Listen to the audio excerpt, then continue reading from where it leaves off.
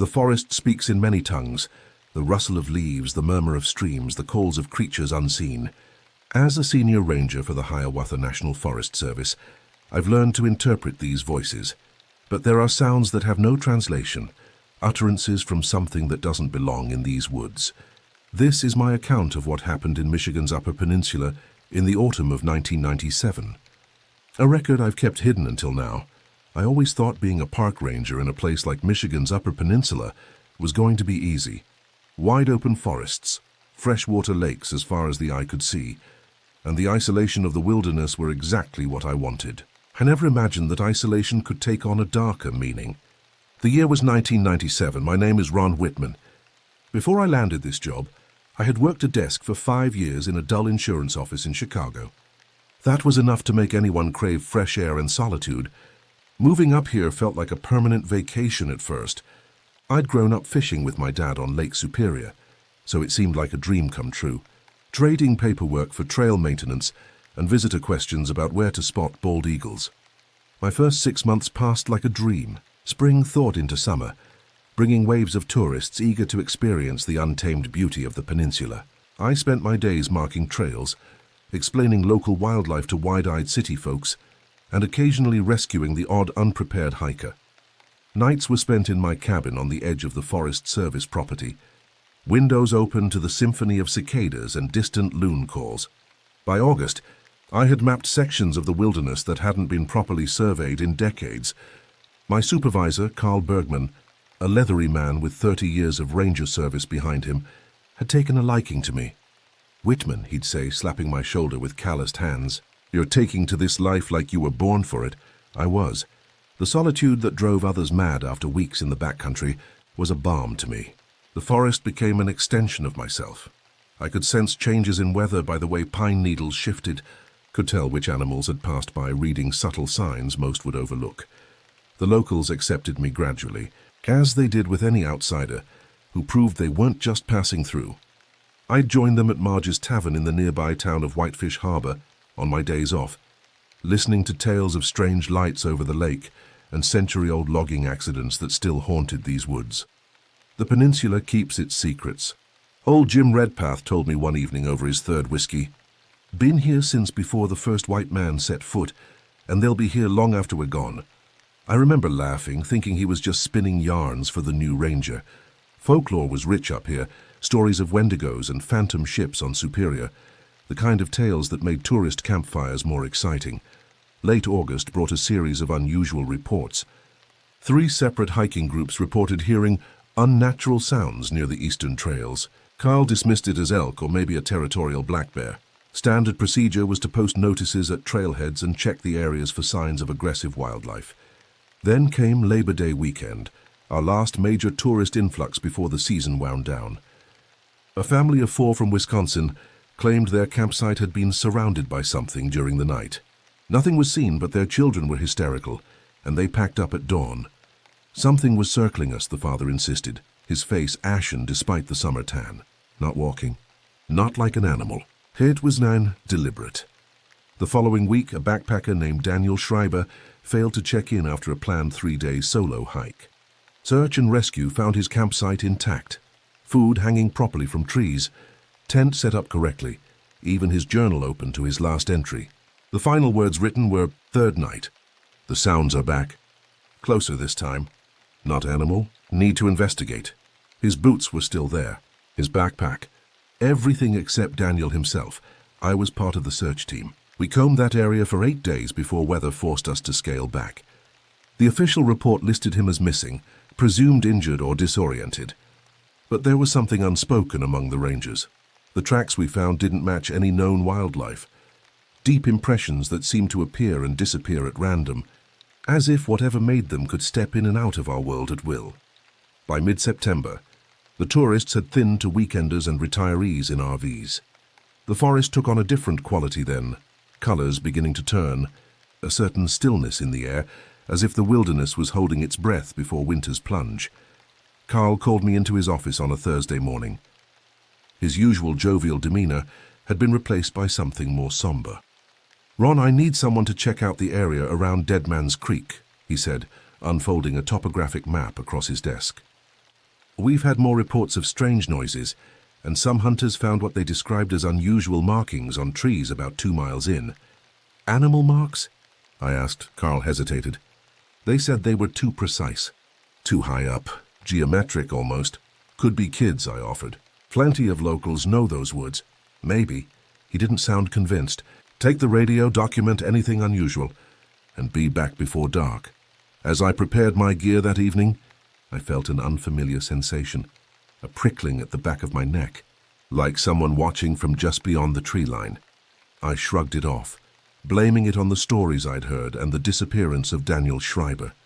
Little did I know that what waited for me in those woods would challenge everything I understood about nature, reality, and what truly lurks in places humans have only tentatively claimed.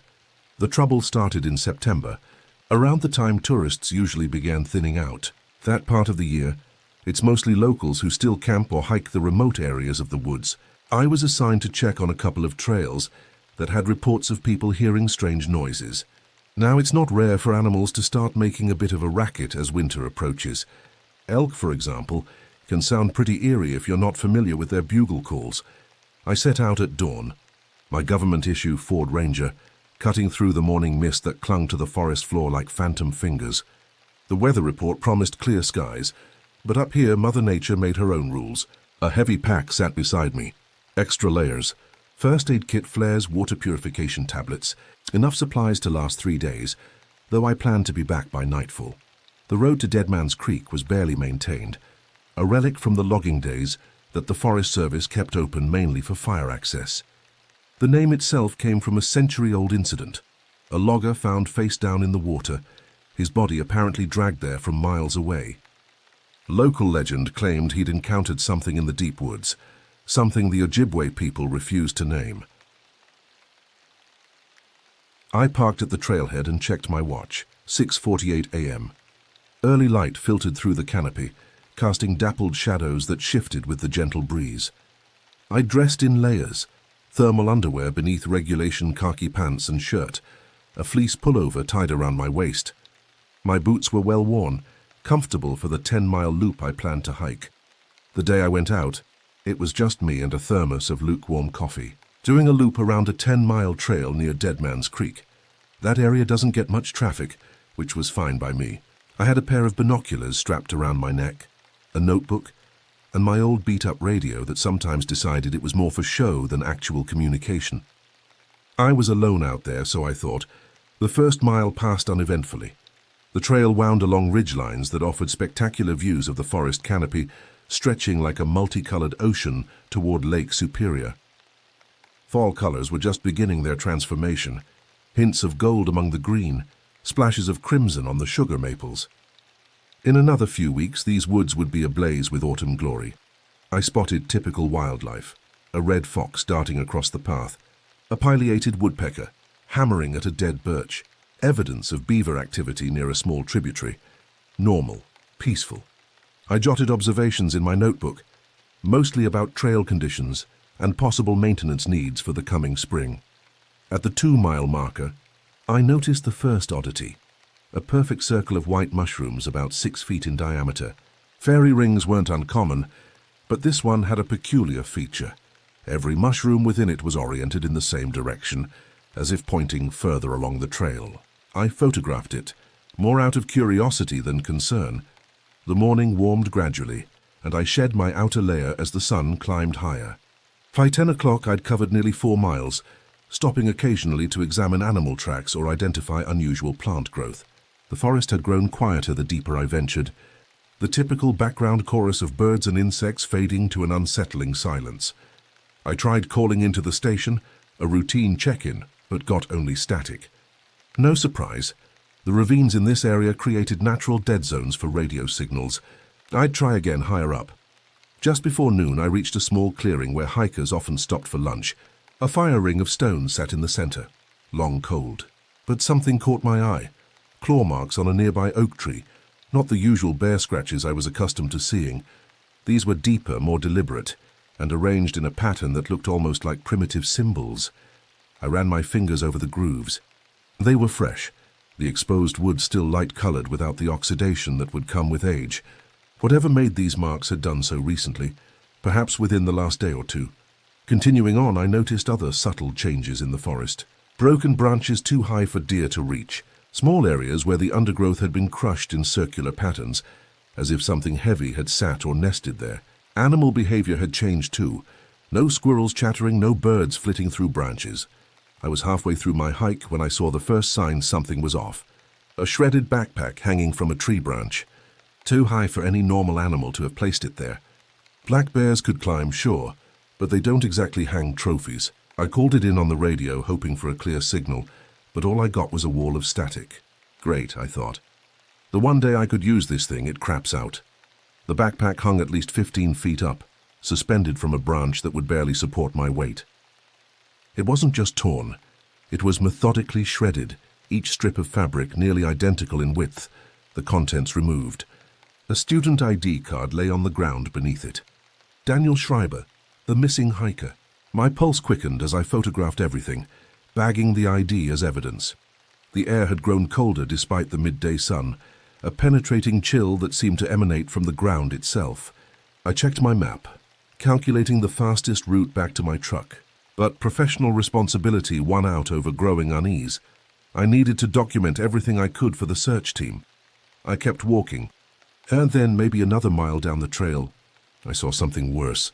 Pieces of fabric, torn clothes scattered along the ground like someone had run right out of them. I crouched down to examine them, holding my breath. The clothes weren't weathered, hadn't been out here long. It was as if someone had just been ripped out of them and disappeared without a trace. Maybe a bear did this, I thought. Bears, when they're hungry or feel threatened, can go after people.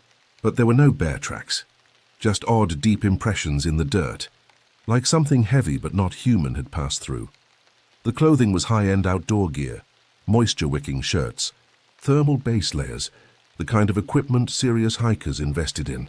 The tiers followed the same pattern as the backpack, methodical strips rather than random rips. And strangest of all, there was no blood, not even the smallest speck. I took out my notebook and jotted everything down. In my mind, I figured I'd call it in once I was back to the ranger station. But I kept walking forward, because I'm an idiot who clearly doesn't know when to turn around. The trail narrowed as it descended toward Dead Man's Creek itself, the vegetation growing denser, less maintained. Old-growth trees blocked much of the sunlight, creating a premature twilight beneath their massive boughs. The temperature dropped further, my breath now visible in small clouds.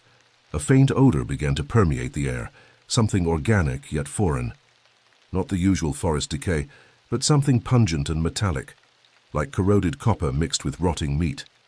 I pulled my bandana over my nose, but it did little to filter the stench.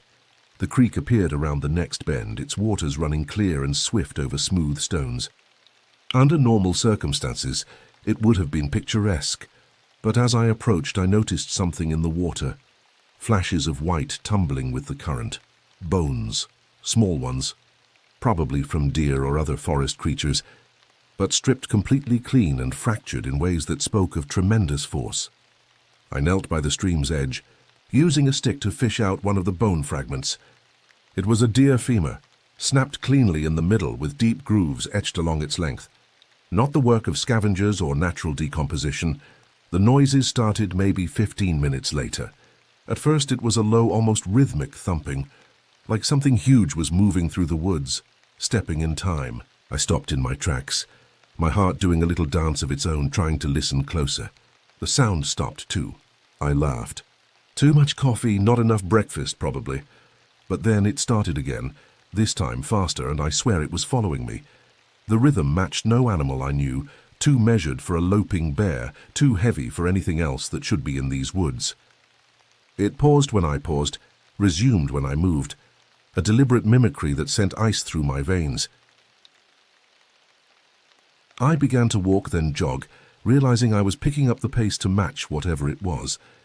I know this sounds ridiculous, but the trees felt like they were closing in on me, branches brushing against my arms, pulling at my sleeves. The forest I'd known intimately for months suddenly felt alien, hostile.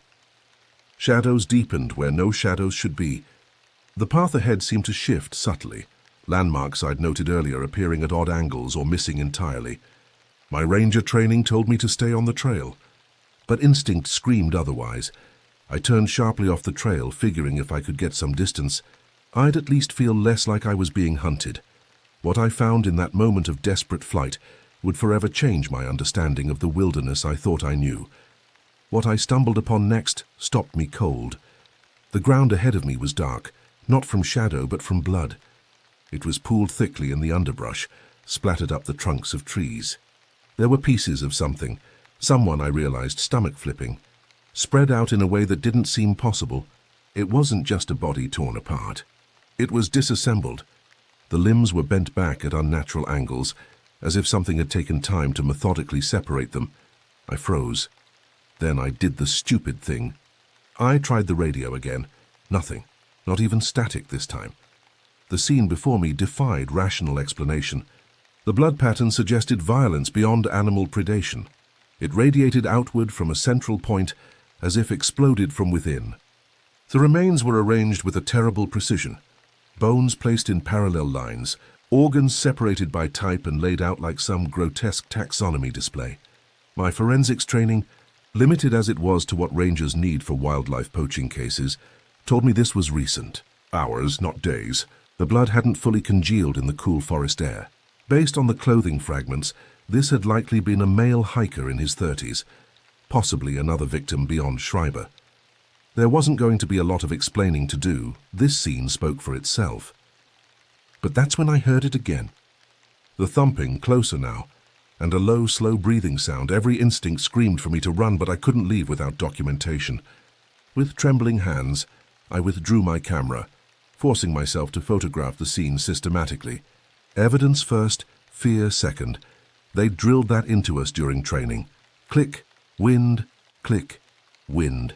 The mechanical process helped steady my nerves, gave me something to focus on besides the overwhelming horror surrounding me.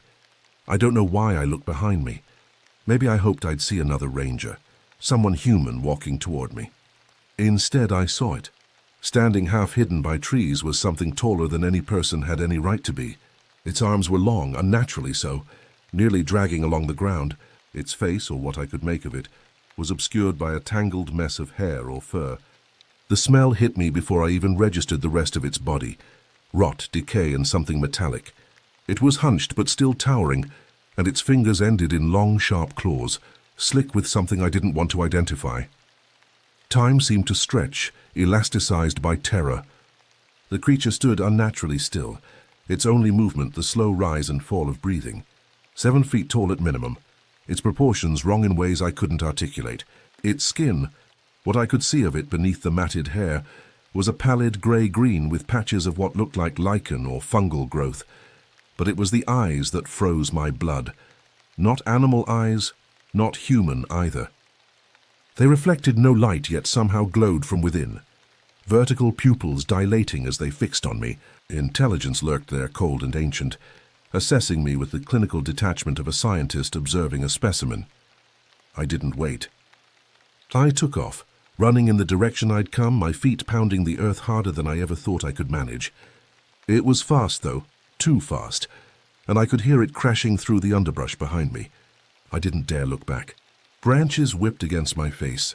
My clothes snagged on thorn bushes, but I didn't care. The pursuit was unlike anything I'd experienced.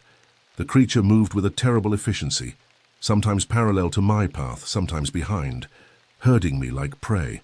It didn't vocalize, no roars or growls, just that measured breathing and the rhythmic impact of limbs against the forest floor. I veered sharply back toward the main trail, hoping the more open ground would give me some advantage. The creature seemed to anticipate this, crashing through a thicket to my right to intercept me. I caught a glimpse of it in full motion, limbs extending in ways that defied skeletal constraints, body undulating rather than running. I could feel my lungs burning, every step heavier than the last. If I could just make it to the trailhead, maybe I'd be able to call for help, real help. Not this piece of junk radio I was carrying around like some kind of sick joke. A fallen tree blocked my path. Without breaking stride, I vaulted over it, landing awkwardly and twisting my ankle. Pain shot up my leg, but adrenaline pushed it aside. 20 yards behind me, the creature cleared the same obstacle. landing with the grace of a predator born to the hunt. The forest began to thin, sunlight penetrating the canopy more frequently. The trailhead couldn't be far now. My muscles screamed in protest, but primitive survival instinct drove me forward. Behind me, the creature's pursuit had taken on an almost playful quality, slowing when it could have closed the gap, speeding up when I found a burst of energy. Then I saw it, my truck, parked where I'd left it hours earlier.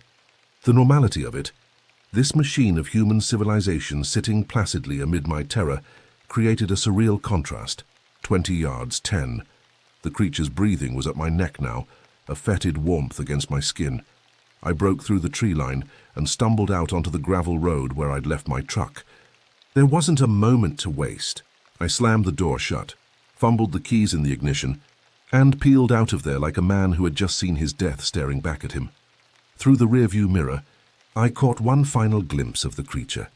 It stood at the forest edge, making no attempt to pursue further.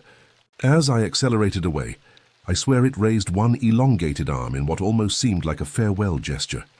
The drive back to the ranger station passed in a blur of adrenaline and terror. I took curves too fast, the truck fishtailing on gravel roads. Twice I nearly went into ditches.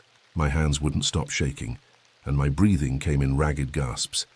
The radio crackled to life halfway back, Carl's voice asking for a status update, but I couldn't form coherent words to respond. When I reached the ranger station, I burst in and managed to blurt out what I'd seen. My supervisor, Carl, stared at me for a long moment, before calmly standing up and grabbing the phone. He made a few calls while I sat there, trying to piece together the mess that was my mind. The coffee he pushed into my hands spilled over the edges as I tried to drink. Words tumbled out of me in a disorganized flood. The backpack, the scattered clothes, the dismembered body, and finally the creature itself. As I spoke, I realized how it sounded, the ravings of a man who'd lost his grip on reality. "Ron," Carl said finally, his voice steady, "we're going to get a team out there right away, but I need you to try and calm down, think clearly. Was there any identification on the remains?" "No," I managed. "But Schreiber's ID was under the backpack. I think there might be more than one victim." The next few hours passed in a haze. I filled out incident reports, drew crude sketches of what I'd seen, handed over my camera with its undeveloped film. A paramedic checked me over, noting elevated blood pressure and minor lacerations from branches. Someone gave me a sedative that dulled the edges of my terror, but did nothing to erase the image of those inhuman eyes. 2 hours later, there were state troopers, search and rescue teams, and more people with serious-looking faces than I'd ever seen in my life. They assembled quickly, efficiency born of practice, loading up vehicles with rescue gear and forensic equipment. I was asked to guide them back to the site, but my ankle had swollen to twice its normal size, and Carl insisted I stay behind. "Mark knows those trails almost as well as you do," he assured me. "They'll find whatever's out there." So I waited, dozing fitfully in the break room as the sedative worked through my system. Dreams came in violent flashes, running blood, those eyes tracking me through endless trees. Each time I jolted awake, expecting to find myself back in that clearing. The search teams returned after dusk, their expressions a mixture of confusion and frustration. "We found the trailhead, followed your exact route based on the map you marked," the state police sergeant told me. But here's the thing. They didn't find anything. Not a trace of blood, no dismembered body, not even the torn clothes I'd seen along the trail. They took my report, but you could see it in their eyes. They thought I'd lost it out there. "There's no evidence of any disturbance in the area you described," the sergeant continued, his voice carefully neutral. "We combed a half-mile radius from each point you marked. No blood, no body parts, no unusual tracks." "That's impossible," I protested, struggling to my feet despite my injured ankle. "I took photos. I documented everything." Carl placed a restraining hand on my shoulder. "Ron, the film was exposed when they developed it. Every frame was black. A coldness spread through me that had nothing to do with the evening chill. My notebook, then." I wrote down everything. The notebook was produced, my handwriting deteriorating into unreadable scrawls after the initial observations. The final pages contained nothing but jagged lines and repetitive circles, a script I had no memory of writing. The state police sergeant cleared his throat. Mr. Whitman, how long have you been working in this region? 8 months, I answered automatically. Any history of hallucinations? Episodes of disorientation? Medication you might have forgotten to take? The implication was clear. They thought I'd fabricated everything, or worse, experienced some kind of psychotic break. I looked to Carl for support, but his expression had shifted to concerned professionalism. Ron's been an exemplary ranger, he said carefully.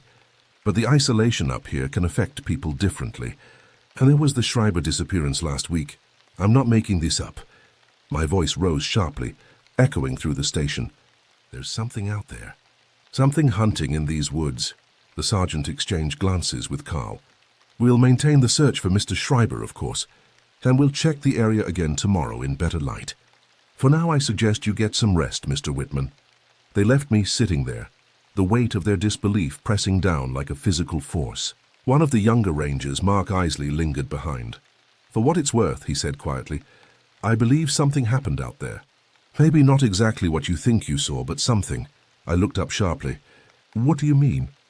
Mark glanced toward the door to ensure we were alone. Last month I was tracking a wounded moose near Pebble Lake. Found it dead but not eaten. It was arranged, just like you described.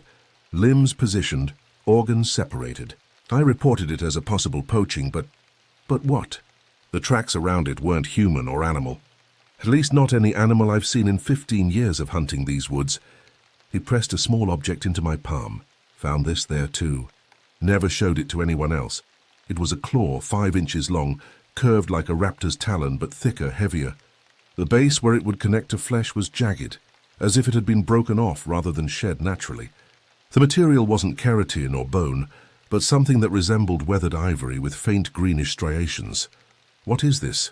I whispered, though I already knew. Mark shook his head. Don't know. Lab at the university might be able to tell you. Just be careful who you talk to about this, Ron. Some things people aren't ready to accept.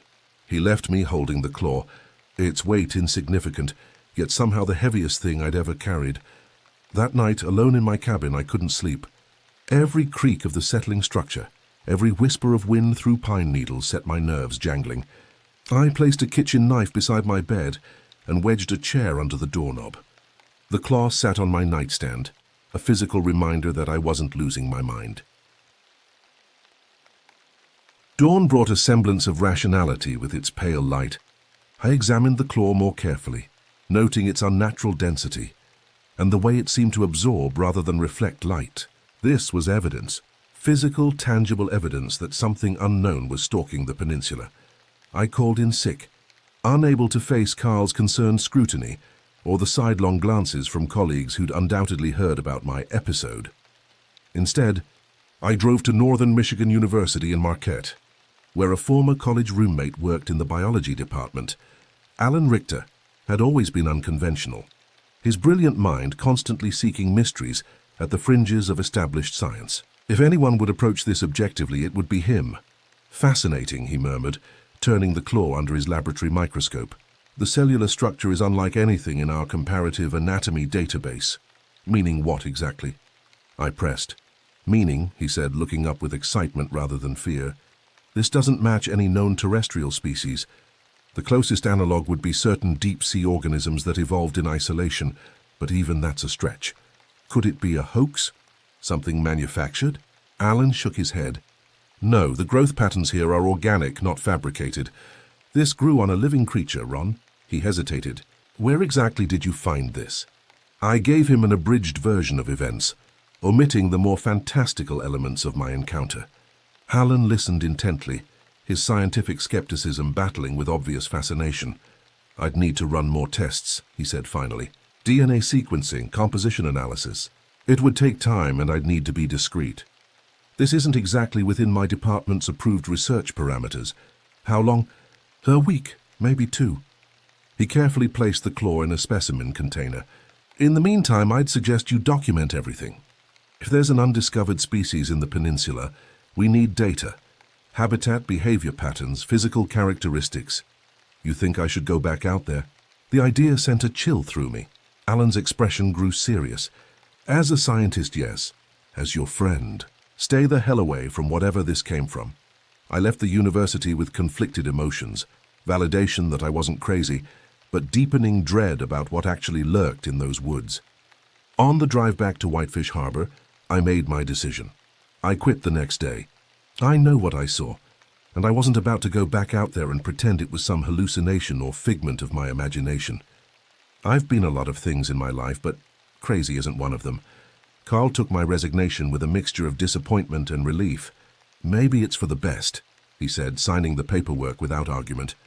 "This job isn't for everyone." "It's not the job I'm leaving," I told him plainly. "It's what's in those woods." His expression shifted subtly. "Ron, I've been a ranger for 30 years.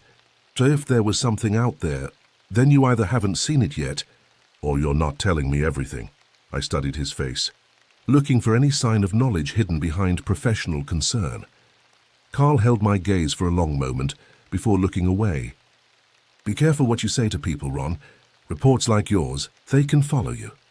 I cleaned out my cabin that afternoon, packing 8 months of life into my old Chevy Impala. As I loaded the last box, Mark approached, glancing nervously over his shoulder. "Did you get that thing analyzed?" he asked quietly. "It's not from any known animal," I confirmed. "My friend's running more tests." Mark nodded as if this confirmed something. "There's talk among the Ojibwe elders. They won't go near Dead Man's Creek. Haven't for generations. They call it Wenabojo's boundary." "Meaning what?" "Meaning it's a place where their trickster spirit set a border between worlds." He handed me a folded piece of paper. "This was in Schreiber's tent. Search team missed it, but I found it when we were packing up the evidence." It was a page torn from a journal, the handwriting increasingly frantic. "Third night. The sounds are circling closer. Not animal. Something watching from the trees. Locals warned me, but I didn't listen. It mimics. God help me, it mimics. If anyone finds this, stay away from..." The entry ended mid-sentence. "There's more," Mark continued. 2 hikers went missing last year in the same area. Records show 5 disappearances in the past decade, all within 3 miles of that creek. Carl knows. The senior rangers all know. They just don't talk about it. Why not? Tourism, funding, take your pick. He shrugged helplessly. Plus, who'd believe it? You saw how the state police reacted. Some things the world isn't ready to acknowledge. I drove south that evening, watching the wilderness recede in my rearview mirror. With each mile, rational thought reasserted itself. Perhaps I had experienced some kind of stress-induced hallucination. Perhaps the claw was from some obscure but mundane species. Perhaps Mark was feeding into my delusion with folklore and coincidences. But in the deepest part of night, alone in a motel room halfway to Chicago, I knew better. Those eyes had seen me, recognized me as something other than itself, and somewhere in Michigan's Upper Peninsula, it waited, patient as the ancient forest around it. I spent the next 3 months trying to rebuild my life in Chicago. Found a small apartment in Wicker Park, took a job at an outdoor equipment retailer. Mundane work that required no confrontation with the inexplicable. I told friends and family I'd left the Ranger Service due to budget cuts, a lie easier to explain than the truth. Sleep came reluctantly, haunted by dreams of pursuing footfalls and vertical pupilled eyes. I'd wake gasping, certain something was crouched in the dark corners of my room. Rational daylight couldn't fully dispel these night terrors. They lingered like smoke, tainting everyday moments with irrational fear. Alan called in late October with results from his analysis of the claw. "Ron," his voice crackled through poor cell reception, "you need to come back up here. What I've found. It's not something I should discuss over the phone. Just tell me what it is," I insisted, unwilling to return north. A long pause. "The DNA doesn't match anything in any database, not just our universities, but national and international catalogues. The cellular structure shows evidence of extreme adaptation to environmental pressures that don't exist in North America. And the carbon dating, what about it? The sample dates to approximately 8,000 years ago. That's impossible for organic material this well preserved, unless it's been fossilized, which this clearly hasn't been." I felt the floor tilt beneath me. "You're saying it's prehistoric?" "I'm saying it shouldn't exist, Ron. Not here, not now." His voice dropped lower. "There's something else. The university got an unexpected visit from federal officials yesterday. They were asking about unusual biological specimens recently submitted for analysis. Did you tell them?" No, I've kept this off the books. But someone knows something, Ron, and they're looking for evidence. After ending the call, I sat in my apartment staring at nothing, the implications spiraling through my mind. Whatever I had encountered wasn't just an undiscovered species. It was something that should have vanished millennia ago, if it had ever existed in our world at all. I might have continued my self-imposed exile from the Upper Peninsula indefinitely, if not for what happened next. Carl called me about a week after I left, said he didn't blame me for quitting, but that some of the rangers had been hearing strange noises out near Dead Man's Creek again. Said they'd found more things hanging from trees, items that didn't belong to any animals. His voice carried the weight of a man finally confronting something he'd long denied. 3 more hikers missing in the past month. Same area, same pattern. No traces, no bodies. The official story is still animal attacks or disorientation, but you know better, I finished for him. Mark showed me that claw before he disappeared. My blood ran cold. Mark's missing? 4 days ago. Routine patrol near the creek. Radio transmission cut off mid-sentence. Carl's professional demeanor cracked slightly. He was talking about something moving parallel to him through the trees, something too tall to be a bear. The conversation that followed laid bare the secret knowledge the senior rangers had harbored for decades. Disappearances dating back to the 1930s, all clustered around the same region. Search dogs refusing to track in certain areas. Electronic equipment failing systematically. The Ojibwe warnings that went unheeded. We've managed to keep it contained in reports, Carl admitted. I attributed incidents to wildlife exposure accident. But it's escalating, Ron. Whatever's out there is getting bolder, ranging further from its territory.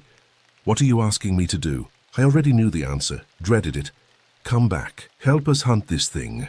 The desperation in his voice was palpable. You've seen it closer than anyone who's lived to tell about it. You know how it moves, how it thinks. It doesn't think like us. Carl, that's what makes it so dangerous. Exactly why we need you. Against every instinct for self-preservation, I found myself driving north again 2 days later. The peninsula was in full autumn glory, forests ablaze with color that would have been beautiful under different circumstances. I met Carl and a small team at a research outpost rather than the main ranger station. 5 senior rangers, 2 wildlife biologists, and a representative from the State Department of Natural Resources who clearly hadn't been told the full story. Our official operation is tracking an aggressive predator, likely a rogue bear, Carl informed the group, maintaining the facade. Unofficially, he glanced at me. I laid out everything, the encounter, the evidence, Alan's analysis. The state representative scoffed openly until Carl produced a folder of previously unreleased reports spanning decades. We're not dealing with any known predator, I concluded. We need to approach this understanding that conventional tactics may be useless. The plan that emerged was methodical, grid searches in teams of 3, never alone, with constant radio contact. Advanced thermal imaging equipment borrowed from the forestry department. Motion-activated cameras positioned throughout the target area. If something was haunting these woods, we would document it, understand it, and if necessary, end it.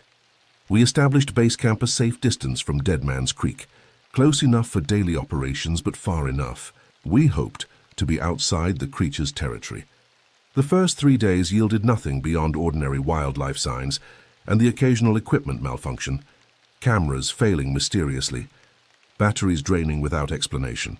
On the 4th day, the southwestern team reported finding a tree where something had embedded dozens of small animal bones in a spiral pattern up the trunk, too high and too precise for human hands without equipment.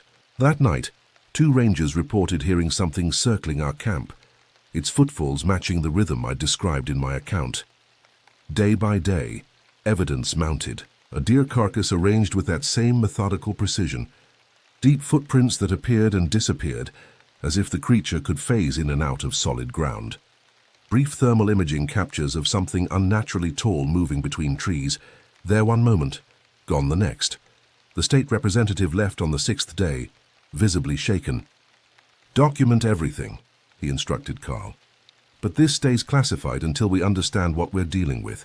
The public panic would be unmanageable.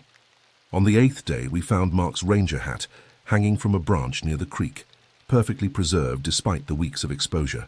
Beneath it lay a neat circle of unidentified bones, not human, not animal, arranged with the same terrible precision I'd witnessed before. That night, huddled around maps in the command tent, I voiced the theory that had been forming since my return. It's not hunting randomly, I said, marking the locations of all documented incidents. There's a pattern here, a boundary it's establishing. Every disappearance, every display, they form a perimeter around this central area. I circled a region approximately 2 miles in diameter, centered on a particularly dense section of old-growth forest. What's in there? One of the biologists asked. Carl unfolded a geological survey map. Nothing specific on our charts. Some limestone caves, a natural spring. The Ojibwe called it the sleeping place in their oldest records. I think it's defending territory, I continued. The displays aren't just kills, they're warnings. Markers to establish boundaries. It only attacks when those boundaries are crossed. So we stay out of its territory, a ranger suggested. Mark it off limits. Create some natural preserve designation. It's expanding, Carl countered, overlaying maps from different decades. The incident boundary has grown almost a quarter mile in each direction since the 1970s. At that rate, it will eventually reach populated areas. I finished grimly. The decision came reluctantly but unanimously. We needed to enter the central territory, find whatever lair or nest this creature called home, and end the threat permanently. A team of 6 would make the attempt. Carl, myself, 2 senior rangers with military backgrounds, and the biologists who would document everything. Dawn broke cold and clear on the day of our incursion. We armed ourselves as best we could. Hunting rifles, tranquilizer guns, flamethrowers borrowed from the fire management team. Each person carried emergency beacons, radios, and enough supplies to last 3 days if necessary. The forest grew denser as we approached the boundary, the trees older and more gnarled, canopy so thick that perpetual twilight reigned below. Moss grew in unnatural patterns on north-facing trunks, forming symbols similar to those I'd seen carved into trees during my first encounter.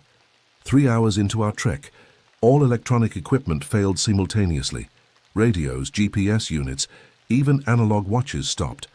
The air grew noticeably colder, despite the mid-morning sun above the canopy. Sounds dampened as if the forest itself was holding its breath. We're close, I whispered, though I couldn't have explained how I knew. The clearing appeared suddenly, as if the forest had parted like a curtain. Unlike the surrounding woods, this space was perfectly circular, perhaps 100 yards in diameter. No trees grew within it, only a carpet of moss interspersed with white mushrooms arranged in concentric rings. At the center stood a monolithic slab of black stone, easily 20 feet tall. Its surface covered with petroglyphs of a style I'd never encountered, curved symbols that seemed to shift when viewed peripherally. My God, one of the biologists breathed. This isn't natural formation. This was constructed. How old? Carl asked, approaching the monolith cautiously. Thousands of years at minimum. Predates any known Native American structures in this region. I felt a familiar prickling at the base of my skull, the sensation of being watched. We need to leave now, but we just found it. It's here, I hissed, raising my rifle and scanning the tree line. They emerged simultaneously from all sides. Not one creature, but 5, identical to what I'd encountered months earlier. They moved with that same terrible fluidity, too tall, too thin, limbs extending beyond natural proportions.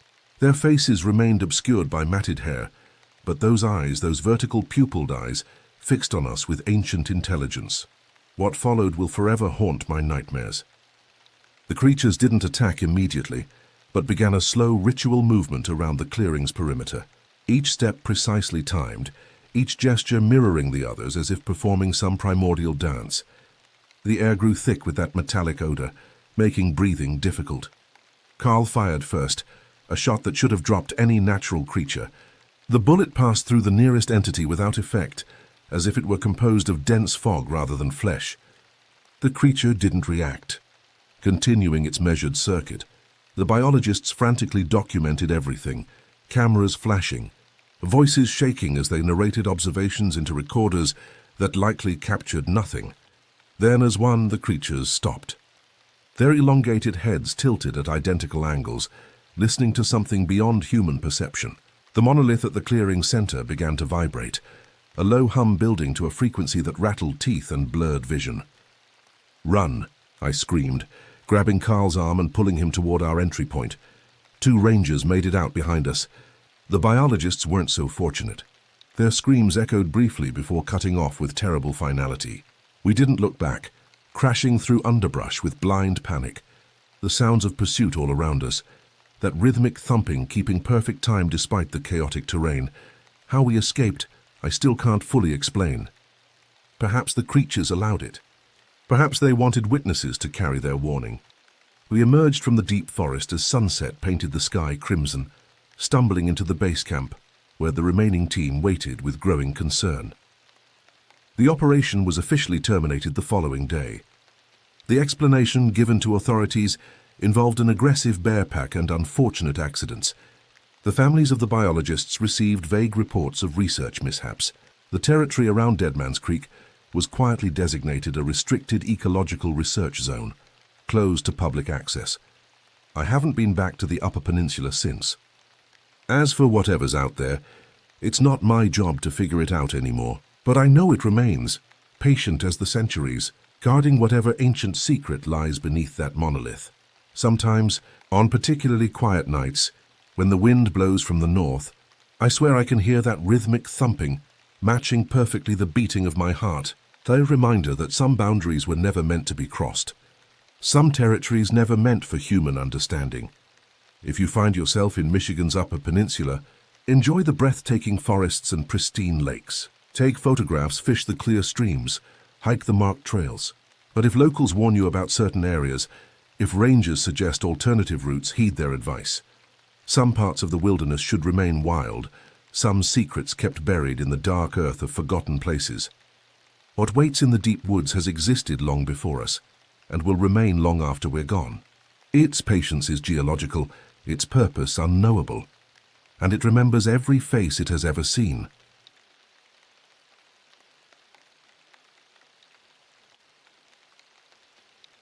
Law enforcement in a small town like Marlington, Ohio, isn't what most people imagine. There are no high-speed chases, no dramatic shootouts, no serial killers lurking in the shadows. At least, that's what I believed for the first 15 years of my career. The summer of 1998 changed everything I thought I knew about our quiet corner of the world. I'm Deputy Elias Perks, lifelong resident of Marlington County. At 42, I'd settled into the comfortable rhythm of small-town police work, breaking up the occasional bar fight, writing speeding tickets and helping Mrs. Kensington find her wayward cat every other month. Marlington was the kind of place where everybody knew everybody, where the same families had occupied the same farms for generations, where the most exciting event was the annual Harvest Festival. I grew up here, played football for Marlington High, married my high school sweetheart Diane, and never saw any reason to leave. The big cities with their crime rates and endless noise held no appeal. Here, I could see the stars at night and leave my front door unlocked. Friday, August 14th began like any other day. I woke at 5:30 a.m., kissed Diane goodbye as she mumbled sleepily into her pillow, and drove my pickup to the Buckshot Diner for breakfast. The morning air was already thick with humidity, promising another scorcher. Marlington had been suffering through a record heatwave for weeks, the temperature hovering in the high 90s day after day, the ground cracking with dryness. "Mornin', Eli," called Hank from behind the counter, already pouring my coffee. Black, no sugar. Supposed to hit 100 again today. That's what they're saying. I slid onto my usual stool, nodding to the cluster of farmers huddled at the corner table, discussing crop yields and irrigation concerns. Any word on when this heat might break? Weatherman's talking about storms coming in Sunday night. Hank placed a plate of eggs and bacon in front of me. Of course, he's been wrong before. The diner's ancient air conditioner struggled against the heat, the ceiling fans pushing the warm air around rather than cooling it. Outside, Main Street was quiet. Only a few cars parked in front of the hardware store and post office. In summer, Marlington came alive early, before the worst of the heat descended. After breakfast, I headed to the station, a small brick building that housed the sheriff's department, 3 cells, and a dispatch center that doubled as a reception desk. Sheriff Holloway was already at his desk, a cigarette burning in the ashtray despite the no-smoking signs he'd installed himself last year. "Perks," he nodded, not looking up from his paperwork. Need you to swing by the high school later. Principal says some kids have been breaking in at night drinking in the gym. Will do, Sheriff. I settled at my desk, sorting through reports from the night before. A noise complaint, a fender bender in the grocery store parking lot, nothing unusual. By noon, the heat was suffocating. I'd driven around town twice, checked on the high school, and was considering an early lunch when the call came in. Betty, our dispatcher for the past 20 years, waved me over to her desk, her expression troubled. Eli just got a call from Marge Downing. Her boy Jacob didn't come home last night. I frowned. Jacob, he's what, 15 now? 16 next month, Betty confirmed. Marge says he went out after dinner to set up some trail cameras in the forest behind their property. Hunting season prep. Never came back. He stay with friends sometimes, I asked, though something about Betty's tone had already set me on edge. That's the thing. Marge called around. Nobody's seen him, and his bed wasn't slept in. The Downings lived on the eastern edge of town, where civilization gave way to the sprawling state forest. Old-growth timber, dense underbrush, ravines and caves, thousands of acres of wilderness where a person could easily get lost. Or worse. I'll head out there now, I said, grabbing my hat. Radio Sheriff Holloway. Let him know the situation. The drive to the Downing place took 20 minutes, the last 5 on a rutted dirt road that led to their isolated farmhouse. The Downings had been there for generations, scratching a living from the rocky soil and supplementing with hunting and occasional logging. The property backed directly onto state forest land, the tree line visible from their back porch. Marge Downing met me at the door, her weathered face etched with worry. At 55, she'd raised Jacob alone since her husband's death in a logging accident when the boy was just 5. She was tough as old leather, not one to panic over nothing. Elias, she gripped my arm with surprising strength. He's not back. I've been calling and calling. Walk me through it, Marge, I said, following her into the kitchen. When exactly did Jacob leave? After dinner, round 6:30. Said he wanted to get those trail cameras up before dark. He's hoping to track that 12-point buck he spotted last season. Her voice cracked. He took his backpack, the cameras, some water. No gun, though, just his hunting knife. And he knows those woods pretty well? Like the back of his hand. Been hunting with his daddy since he could walk, and then with his uncle after Tom passed. She gestured helplessly. I wasn't worried at first. Thought maybe he'd gone farther than planned. Decided to camp out. But his sleeping bag's still here. And his phone goes straight to voicemail. You said you called his friends? Everyone I could think of. Nobody's seen him. I nodded, making notes in my small pad. Did you go looking for him yourself? First thing this morning. Followed the trail he usually takes. Called till my throat was raw. She leaned heavily against the kitchen counter. Found one of his water bottles about a mile in, just off the main trail. That's when I came back to call you. Something cold settled in my stomach. Jacob Downing wasn't a troublemaker. Good student. Played baseball. Helped his mother around the farm. Not the type to wander off without word. Show me where he went in, I said, following Marge out the back door. The forest loomed beyond Marge's vegetable garden, a solid wall of green. The trees stood unnaturally still in the thick air, no breeze to stir their leaves. As I stared into their shadows, I felt a strange reluctance to enter, like something was watching, waiting. I shook off the feeling. Professional paranoia, nothing more. I'm going in to look for him, I told Marge. You stay here in case he comes back. I'll radio for backup once I've had a look around. I'm coming with you, she insisted. Marge, it's my boy out there, Elias. There was no arguing with a mother's determination. Together we approached the tree line, the cool shadows a momentary relief from the merciless sun. As we stepped into the forest, I couldn't shake the feeling that we were crossing a threshold, leaving the world we knew for something darker and more dangerous than either of us could imagine. The state forest had been part of my life since childhood. I'd hunted deer among these trees, fished the streams that wound through the valleys, even camped under the stars on countless summer nights. I thought I knew every trail, every clearing, every landmark within 10 miles of town, but as Marge Downing and I pushed deeper into the woods that August afternoon, everything felt unfamiliar. The familiar paths seemed to twist in unexpected directions. The quality of light filtering through the canopy was different, greener, murkier, as if we were underwater. Even the air felt wrong, heavy with moisture and the sickly sweet scent of decomposing vegetation. "Jacob usually follows this trail," Marge said, pointing to a narrow path barely visible among the ferns and undergrowth. "Takes him to a ridge where deer come through to reach the creek below." I nodded, scanning the ground for signs of recent passage. The trail showed clear boot prints heading in, the tread matching what you'd expect from a teenage boy's hiking boots. No sign of him coming back out. "I found his water bottle just up ahead," Marge continued. Moving faster now. The forest grew denser as we walked, the trees taller and older, their massive trunks covered in thick moss. Many of these giants had been here long before European settlers arrived, survivors of countless storms and wildfires. Their sprawling canopies blocked most of the sunlight, creating a perpetual twilight below. "Here," Marge stopped, pointing to a small clearing beside the trail. His bottle was right there on that rock. I examined the area carefully. The water bottle was gone. Marge had taken it home, but there were clear signs someone had rested here.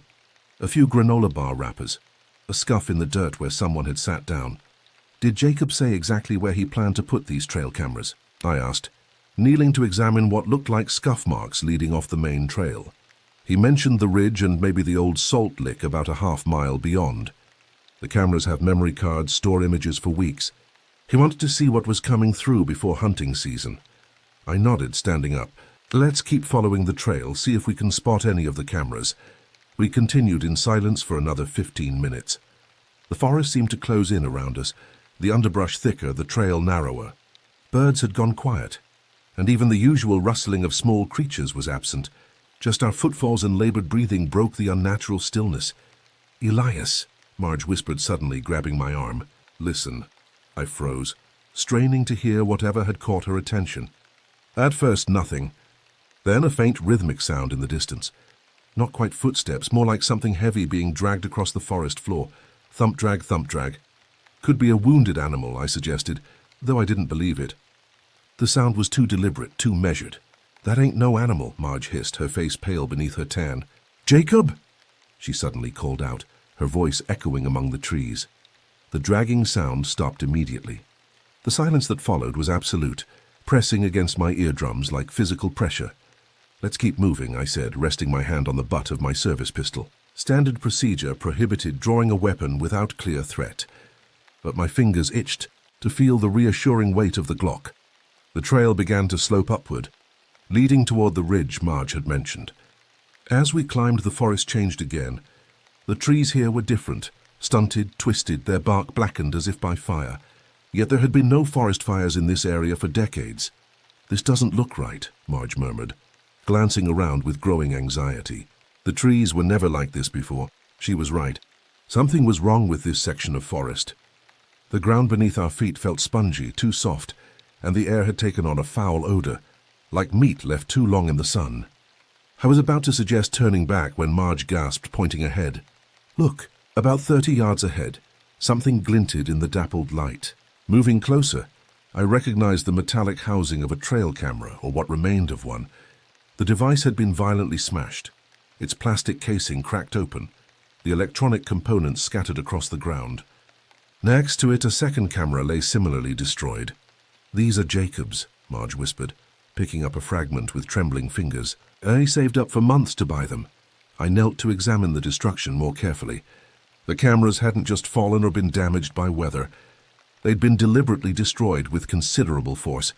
The metal housing was bent and twisted, the memory card snapped in half. "What could do this?" Marge asked, her voice small. Before I could answer, I noticed something else, a depression in the soft ground beside the ruined cameras. A footprint, but unlike any I'd seen before. It was roughly human in shape, but far too large, at least 16 inches long. The impression was deep, suggesting whatever made it was extraordinarily heavy. Most disturbing were the toe marks, elongated, with what appeared to be claw marks at the tips. "Marge," I said quietly, "I need you to go back to the house." "I'm not leaving without Jacob," she replied immediately. "I'm not asking you to, but I need to call this in, get more deputies out here, and—" I hesitated. "If there's something dangerous in these woods, I need to know you're safe." She opened her mouth to protest, then closed it, looking at the massive footprint. Whatever maternal instinct had driven her this far was now battling with raw fear. "You'll find him?" she finally asked. "I promise I'll do everything I can." After providing Marge with clear directions back to the trail, I watched until she was out of sight, then reached for my radio. Only static answered my call, the dense forest blocking transmission. I'd have to go deeper alone, at least until I found Jacob, or reached higher ground where I could radio for backup. Following the disturbed vegetation and occasional massive footprints, I moved away from the established trail. The forest grew increasingly strange. Vines hung from branches like bloated snakes. Fungi in colors I'd never seen before, sickly yellows and pulsing purples, clustered around tree trunks. The ground squelched with every step, though it hadn't rained in weeks. The smell grew worse, a stench of rot and decay that made my eyes water. I pulled my shirt collar over my nose, breathing through the fabric. The trail of destruction was clear now. Broken branches, disturbed earth, and occasional smears of what looked disturbingly like blood. About a quarter mile from where I'd found the cameras, I heard it again, the dragging sound, closer now, thump drag, thump drag. It was coming from beyond a dense thicket of thorny bushes. Drawing my pistol, I moved as quietly as possible, circling around to approach from downwind. The thorns caught at my uniform, drawing pinpricks of blood from my exposed hands. I ignored the stinging, focused entirely on what might wait beyond. As I pushed through the last barrier of underbrush, I emerged into a small clearing and froze in horror. In the center of the clearing stood an ancient oak tree, its massive trunk split down the middle as if struck by lightning. But it wasn't the tree that stopped me cold. It was what hung from its branches. Animal carcasses, dozens of them suspended by their hind legs from the higher branches. Deer, coyotes, raccoons, all skinned and gutted, their empty eye sockets staring blindly. Below them, a massive figure crouched its back to me. The creature, for I could not think of it as human, stood at least 7 feet tall, its hunched form covered in mottled grey skin that seemed to shift and ripple over prominent bones. Its limbs were disproportionately long, ending in hands with elongated fingers tipped with curved claws. It was methodically sorting through what appeared to be internal organs, arranging them in patterns on the ground. I stood paralyzed, my pistol half raised. Training and experience abandoned me in the face of something so utterly outside my understanding. As if sensing my presence, the creature went still. Then, with deliberate slowness, it began to turn. Before I could see its face, instinct took over. I ducked back into the underbrush, moving as silently as possible, putting distance between myself and the clearing. My heart hammered so loudly I was certain it would give me away. 15 years of law enforcement had never prepared me for this. When I felt I'd gone far enough, I checked my bearings. The sun was beginning to dip toward the horizon, the forest growing darker by the minute. I needed to find Jacob and get out before nightfall. The creature in the clearing hadn't been dragging anything when I spotted it, which meant either Jacob had escaped or something worse. A new sound broke the silence, a faint rhythmic thumping like a distant drum. It seemed to come from every direction at once, resonating through the ground beneath my feet. As the sound grew stronger, I noticed something else. The trees around me were changing. Their bark rippled like liquid, patterns forming and dissolving, symbols and faces appearing momentarily before melting away again. I blinked hard, convinced my eyes were playing tricks.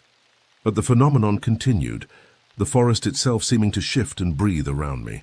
The thumping grew louder, faster, matching the frantic pace of my heart. That's when I saw it, a structure through the trees. Not the natural formation of a cave or hollowed log, but something built. A cabin, small and weathered, nearly swallowed by the forest. No such cabin should exist here. I knew these woods, and no structure had stood in this area in living memory. Yet there it was, its windows dark empty sockets, its door hanging askew on rusted hinges.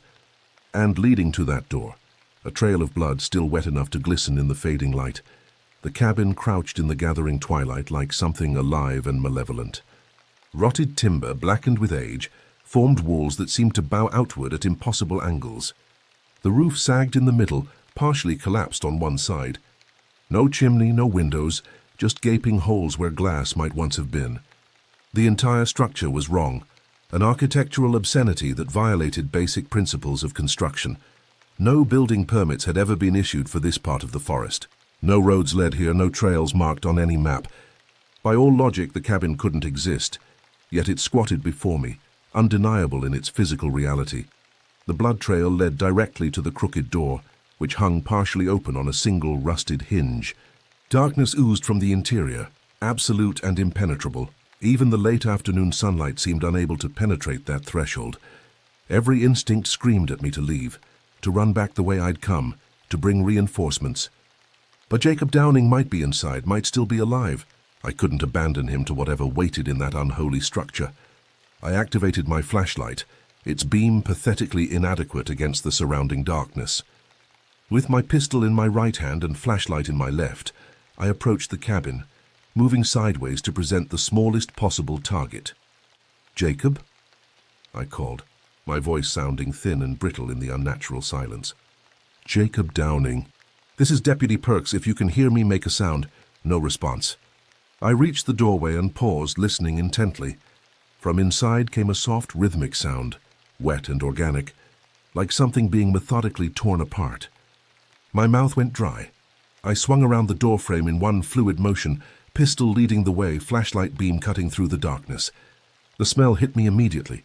Copper and rot, decay and feces, so powerful it triggered my gag reflex. I swallowed hard against the rising bile and forced myself to assess the interior. The cabin consisted of a single room, perhaps 15 feet square. The walls I now saw were covered in symbols, hundreds of them, carved into the wood with precision that belied the cabin's overall decay. They resembled no language or pictographic system I'd ever encountered. Some appeared to be anatomical drawings of internal organs. Others suggested astronomical configurations. Still others defied categorization entirely. The floor was bare earth, tamped smooth over generations. In the center of the room lay a crude table, fashioned from a single massive slab of stone. The surface was stained dark with what could only be blood, fresh and old, layers upon layers of it. Scattered around the room were artifacts that made no sense in context. A child's teddy bear blackened with age, a collection of antique hand tools arranged in a perfect circle, a stack of ledger books whose pages were filled with the same indecipherable symbols that covered the walls. And there, in the far corner, nearly hidden in shadow, was what remained of Jacob Downing. The boy's body had been arranged with terrible precision, limbs splayed at unnatural angles.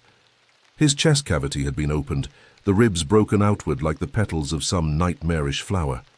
Most of the internal organs were missing, with only the heart remaining, placed carefully beside the body. Jacob's eyes were open, fixed in an expression of pure terror. Professional detachment failed me. I dropped to my knees, vomiting violently onto the earthen floor.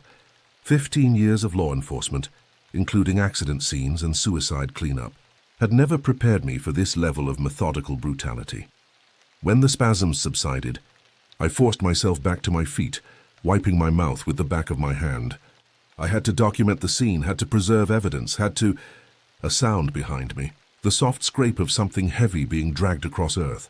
I spun, weapon raised, and found myself face to face with the creature from the clearing. In the confined space of the cabin, its true dimensions became apparent. Nearly 8 feet tall, it had to stoop to avoid the low ceiling. Its proportions were all wrong, limbs too long, torso too narrow, joints bending in directions human anatomy wouldn't allow. The skin was a mottled grey, stretched taut over a framework that resembled a skeleton, but with additional structures protruding at odd angles. But it was the face that destroyed any hope of rational explanation. Where a face should be was instead a collection of features that shifted and rearranged themselves continuously. Eyes appeared and disappeared, mouths opened in impossible locations, only to seal themselves and reappear elsewhere. The only constants were the teeth, hundreds of them, needle-sharp and gleaming with saliva, visible in every momentary mouth that formed.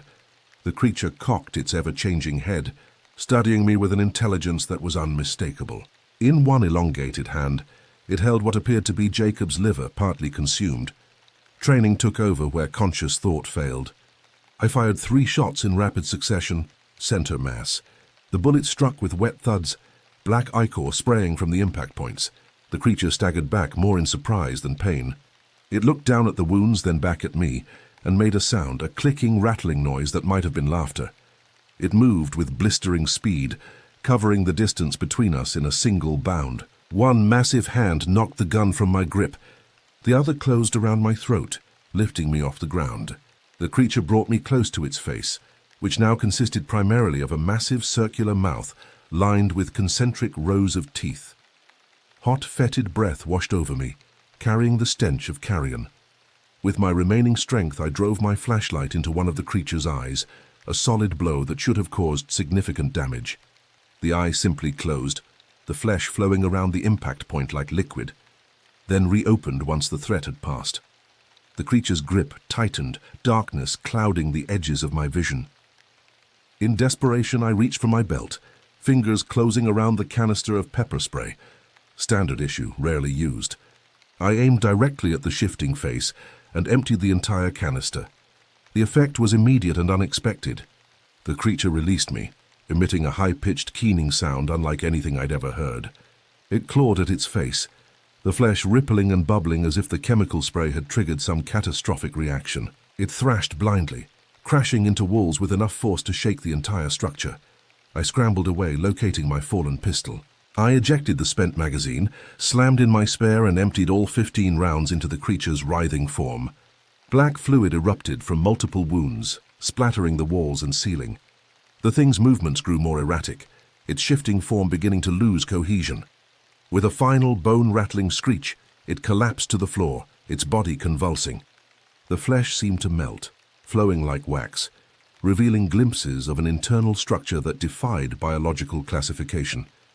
For several minutes it continued to twitch and dissolve, until finally it lay still, a misshapen mass of tissue and bone-like structures. Leaking black fluid into the earthen floor, I remained frozen, gun still aimed at the motionless form, unable to process what I'd just witnessed. Eventually training reasserted itself. I needed to secure the scene, document evidence, report to headquarters. But how could I possibly explain this? What report could capture the reality of what lay before me? As I struggled with these questions, I became aware of a new sound, a low humming emanating from the symbols carved into the walls. They were beginning to glow with a sickly phosphorescence, pulsing in rhythm like a heartbeat. The air in the cabin grew thick, charged with an energy I could feel on my skin. I had to get out. Whatever was happening, whatever the creature had been, whatever rituals it had performed in this place, none of it conformed to the reality I understood. I needed backup, needed experts, needed something beyond the resources of a small-town sheriff's department. After photographing the scene with my department-issued camera, evidence that would later prove useless, I gathered what remained of Jacob. The boy deserved better than to be left in this place of nightmares. With his body cradled in my arms, I backed toward the door, unwilling to take my eyes off the creature's remains. As I reached the threshold, a final impossible thing occurred. The creature's flesh began to move again, not with the animation of life, but with a purpose of its own. It flowed across the floor like quicksilver, toward the symbols on the walls. As it touched each carving, the glow intensified until the entire cabin was bathed in sickly light. I didn't wait to see what would happen next. I ran, Jacob's remains clutched to my chest, the weight barely registering through the surge of adrenaline. Behind me, the humming grew to a fever pitch, then cut off abruptly. A shockwave of force struck my back, sending me stumbling forward but not falling.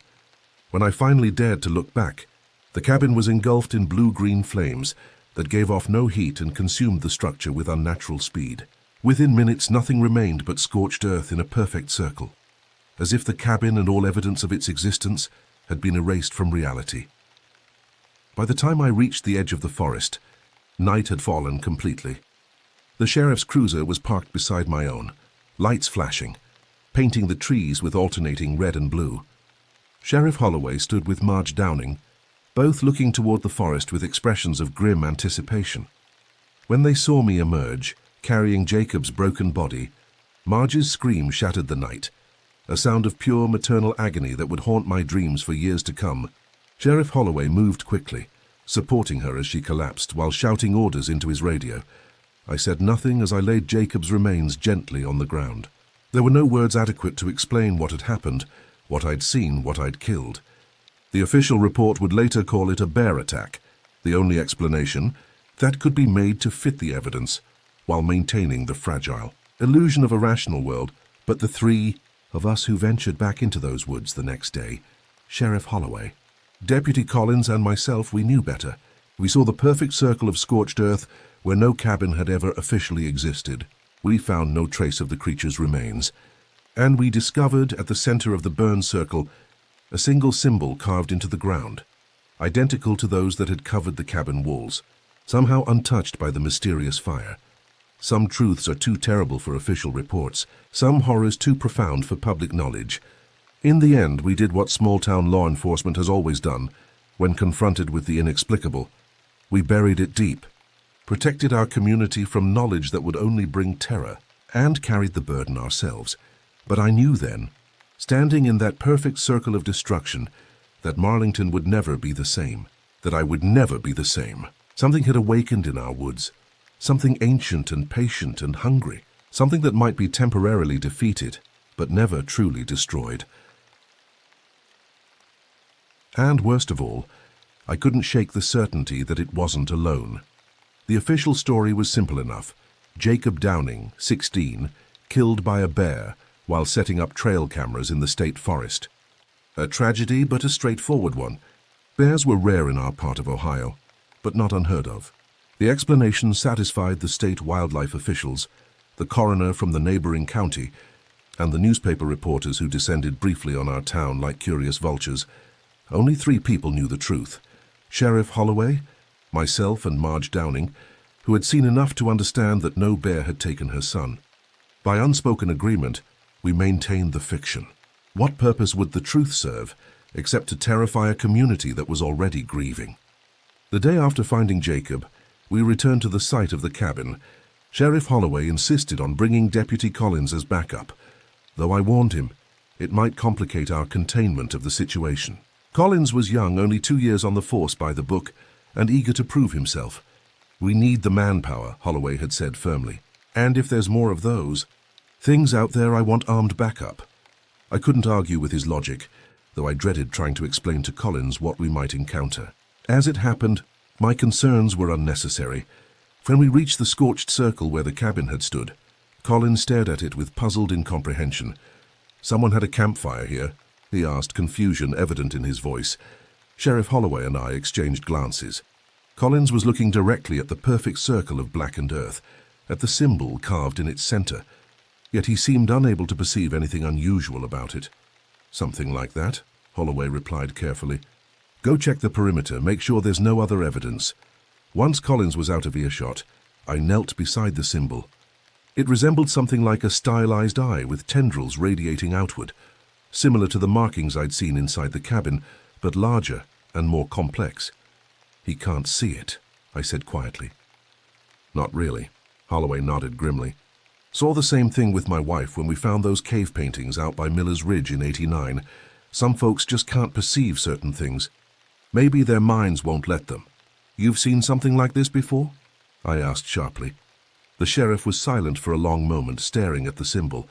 "Not like this exactly, but things that don't fit, things that shouldn't exist." He met my gaze. "This county has always had its secrets, Perks. Most of the time they stay buried deep.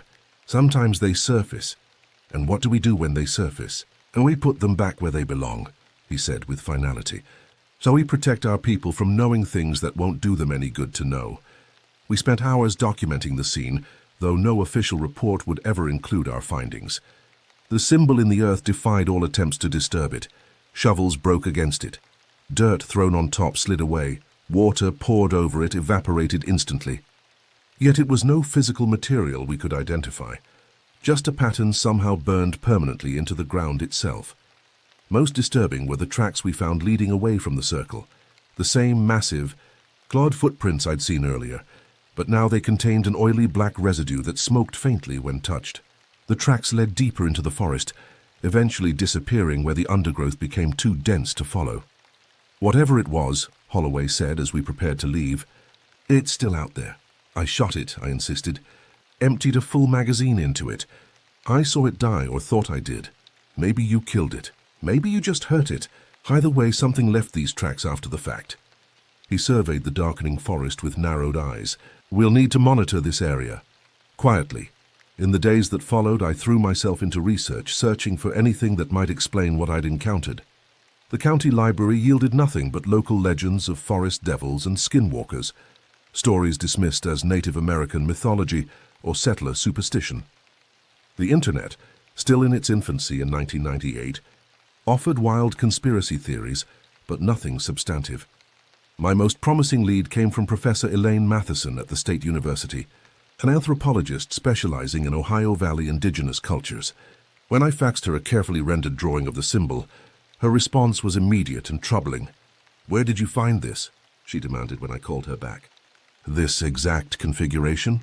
I gave her a sanitized version of events, strange markings found at an abandoned campsite, possibly connected to illegal hunting activities.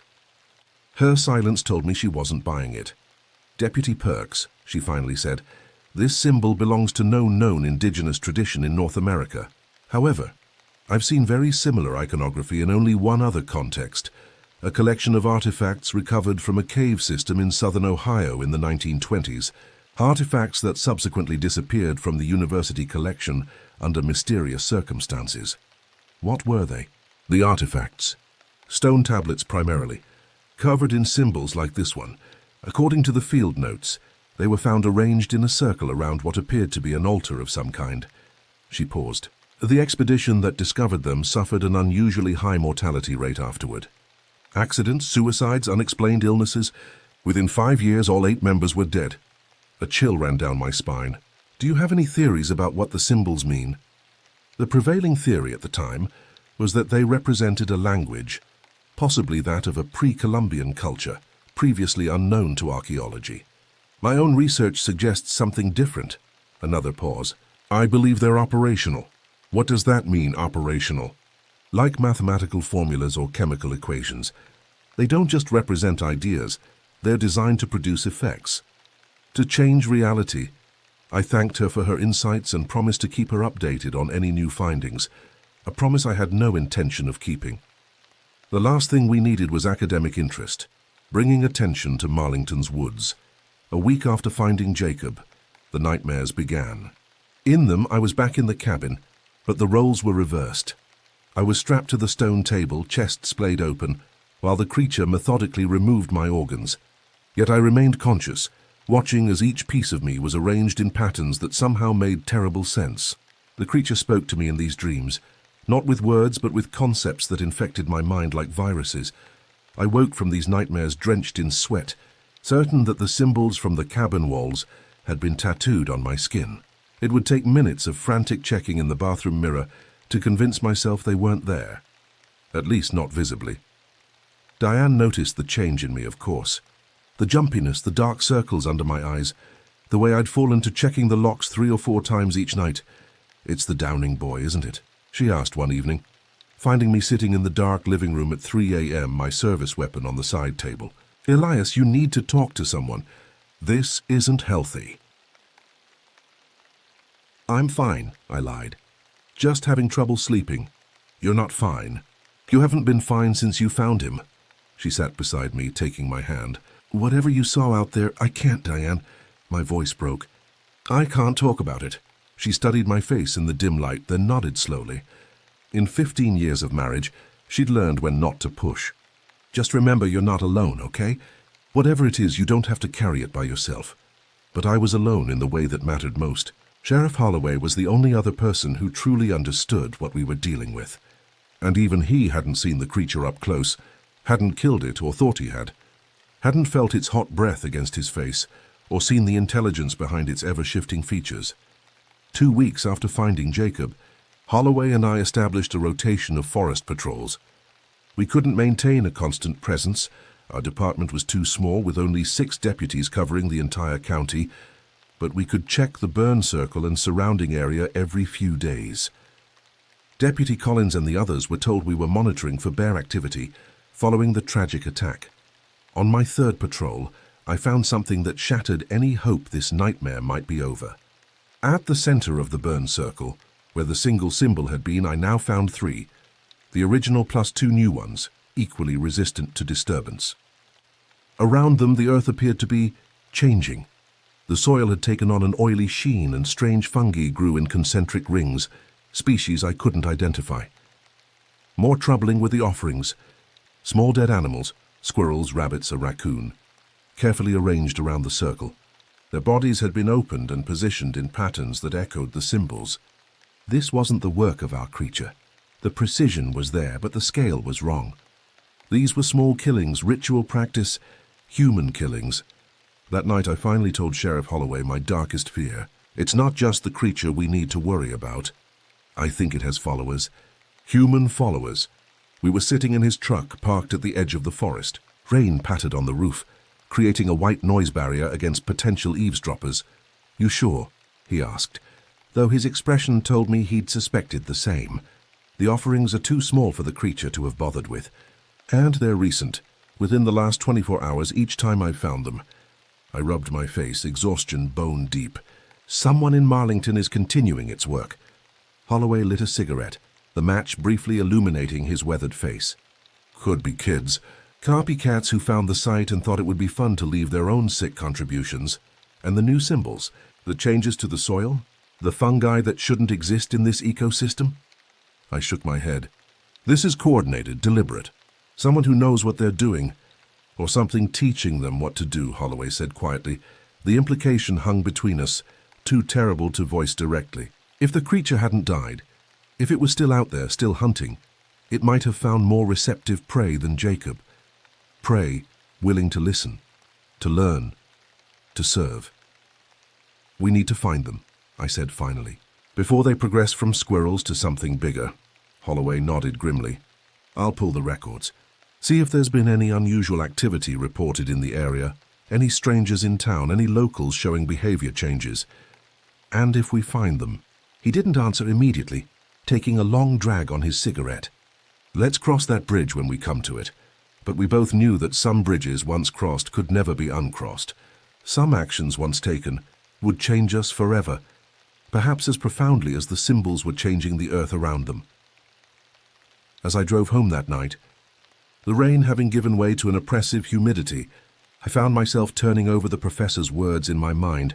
Operational symbols, designed to produce effects, to change reality. What changes were being wrought in Marlington, and how far would they spread before we could stop them? The answer came sooner and more terribly than I could have imagined. The first human victim appeared exactly 1 month after Jacob Downing's death. Linda Mercer, 68, lived alone in a small cottage on the northern edge of the forest. When she failed to show up for her weekly bridge game, her friends called the sheriff's office. I was the one who found her. The cottage door stood wide open, which was the first warning sign. Linda was meticulous about security, having been burglarized the previous year. Inside, the cottage was immaculate as always. Linda had been a housekeeper for the county's wealthiest families before retirement, and old habits died hard. Nothing seemed disturbed or out of place. No signs of struggle or forced entry. Just Linda's reading glasses on the side table, her half-finished cup of tea, a book opened and placed face down on the armrest of her favorite chair. The only thing missing was Linda herself. I found her in the garden shed. She'd been arranged just as Jacob had, chest cavity opened, organs removed with surgical precision. But there were differences too. Symbols had been carved into her skin, still seeping blood, indicating the cuts were made while she was alive. Her eyes had been removed, the empty sockets packed with a black oily substance that matched what I'd seen in the footprints at the burn circle. Most disturbing of all was her expression. Despite the mutilation, despite what must have been excruciating pain, Linda Mercer appeared to be smiling. I radioed Sheriff Holloway directly rather than going through dispatch. "We've got another one," was all I needed to say. He understood immediately. By the time he arrived, I'd secured the scene and done a preliminary sweep of the property. In the soft earth behind the shed, I found what I was looking for, footprints. 2 sets. One matched the massive prints from the forest. The other was human, average size, probably male based on the shape. "They're working together now," Holloway said grimly, studying the prints, the creature and whoever it's recruited. "We need to close the forest," I insisted. "Set up checkpoints, warn people, and tell them what exactly?" Holloway interrupted. "That there's a monster in the woods recruiting townspeople for ritual killings. That we've known about it for a month and did nothing. We did what we could. We covered it up. His voice cracked like a whip. We called it a bear attack, filed our reports and hoped the problem would solve itself. And now Linda Mercer is dead because of it. The guilt hit me like a physical blow. He was right. We'd prioritized keeping the town calm over keeping it safe. And now we had another body, another life destroyed by whatever malevolence had taken root in our forest. So what do? I asked quietly. Holloway's weathered face hardened with determination. We hunt it down tonight. No reports, no backup, no paper trail. Just you and me. And if we find its human partner. The look he gave me was answer enough. Some lines once crossed couldn't be uncrossed. We spent the day preparing, gathering equipment from the department's meager tactical supplies, shotguns, body armor, night vision gear signed out under the pretense of a drug raid. I added several canisters of pepper spray to my kit, remembering how the creature had reacted to the chemical. By sunset, we were in position at the forest's edge, dressed in dark clothing, weapons loaded. The plan was simple. Head directly to the burn circle, which we now believed served as some kind of anchor or focal point for the creature's activities. If it had established a pattern, it would return there, possibly with its human accomplice. The forest at night was a different entity altogether. Shadows moved independently of their sources. Tree branches reached out like grasping hands, and every natural sound seemed distorted, threatening. The burn circle itself had expanded since my last visit, now nearly 20 feet in diameter, the earth within it black and slick like crude oil. The symbols had multiplied again, now forming a complex arrangement that extended from the center to the edge of the circle. They pulsed with faint bioluminescence, casting an eerie blue-green glow that was just bright enough to read by. "Jesus," Holloway whispered, scanning the circle with his night vision goggles. "It's growing." We positioned ourselves downwind, concealed in the dense underbrush about 30 yards from the circle. And then we waited. Hours passed with excruciating slowness. Midnight came and went. The forest grew colder, the summer heat dissipating under a clear, star-filled sky. Around 2 a.m., I was beginning to wonder if we'd miscalculated when Sheriff Holloway nudged me, pointing silently toward the opposite side of the clearing. A figure emerged from the trees, human in size and shape, moving with purpose rather than fear. In the ghostly light of the symbols, I recognized him immediately. David Kerner, the high school biology teacher. He'd lived in Marlington for nearly a decade, respected but never fully integrated into the community. Always a bit of an outsider, a bit too intellectual for our rural sensibilities. Kerner approached the circle reverently, kneeling at its edge. From a backpack, he removed several objects, small animal carcasses, jars containing what looked like blood, notebooks filled with cramped writing. He arranged them carefully around the outermost symbols, consulting his notes frequently, muttering under his breath. I glanced at Holloway, who had his shotgun trained on Kerner. I shook my head slightly, not yet. We needed to understand what was happening, needed to see if the creature would appear. After completing his arrangements, Kerner removed a knife from his pack, not a hunting knife or kitchen implement, but something older, cruder. Its blade crudely hammered from what appeared to be meteoric iron. He held it aloft, began chanting in a language I'd never heard, all harsh consonants and guttural stops. The symbols flared brighter in response, their light pulsing in rhythm with his words. The ground within the circle began to bubble and shift, like liquid rather than solid earth. And from its center something began to emerge. Not the creature I'd encountered in the cabin.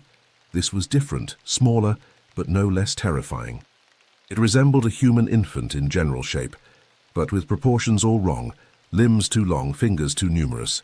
Its skin was translucent, internal organs visible through the membrane pulsing with unearthly light. Kerner's chanting reached a crescendo as the thing pulled itself fully from the earth. He prostrated himself before it, offering the knife handle first. The infant thing reached for it with 2 long fingers, its movements jerky and uncoordinated, like a puppet with tangled strings. That's when Holloway fired, a deafening blast in the night silence. The shotgun round struck the creature dead center, tearing through its translucent flesh. Instead of blood, a viscous blue-black fluid sprayed across the symbols, which flared painfully bright in response. The creature emitted no sound, but Kerner screamed, a howl of rage and anguish that contained nothing human. He whirled toward our position, eyes reflecting the symbol light like a predator's. In one fluid motion, he raised the iron knife and slashed his own throat, releasing a torrent of blood onto the wounded creature and the surrounding symbols. What happened next defied comprehension. The blood didn't pool or spread. It flowed upward, defying gravity, forming tendrils that connected the symbols in a complex three-dimensional web.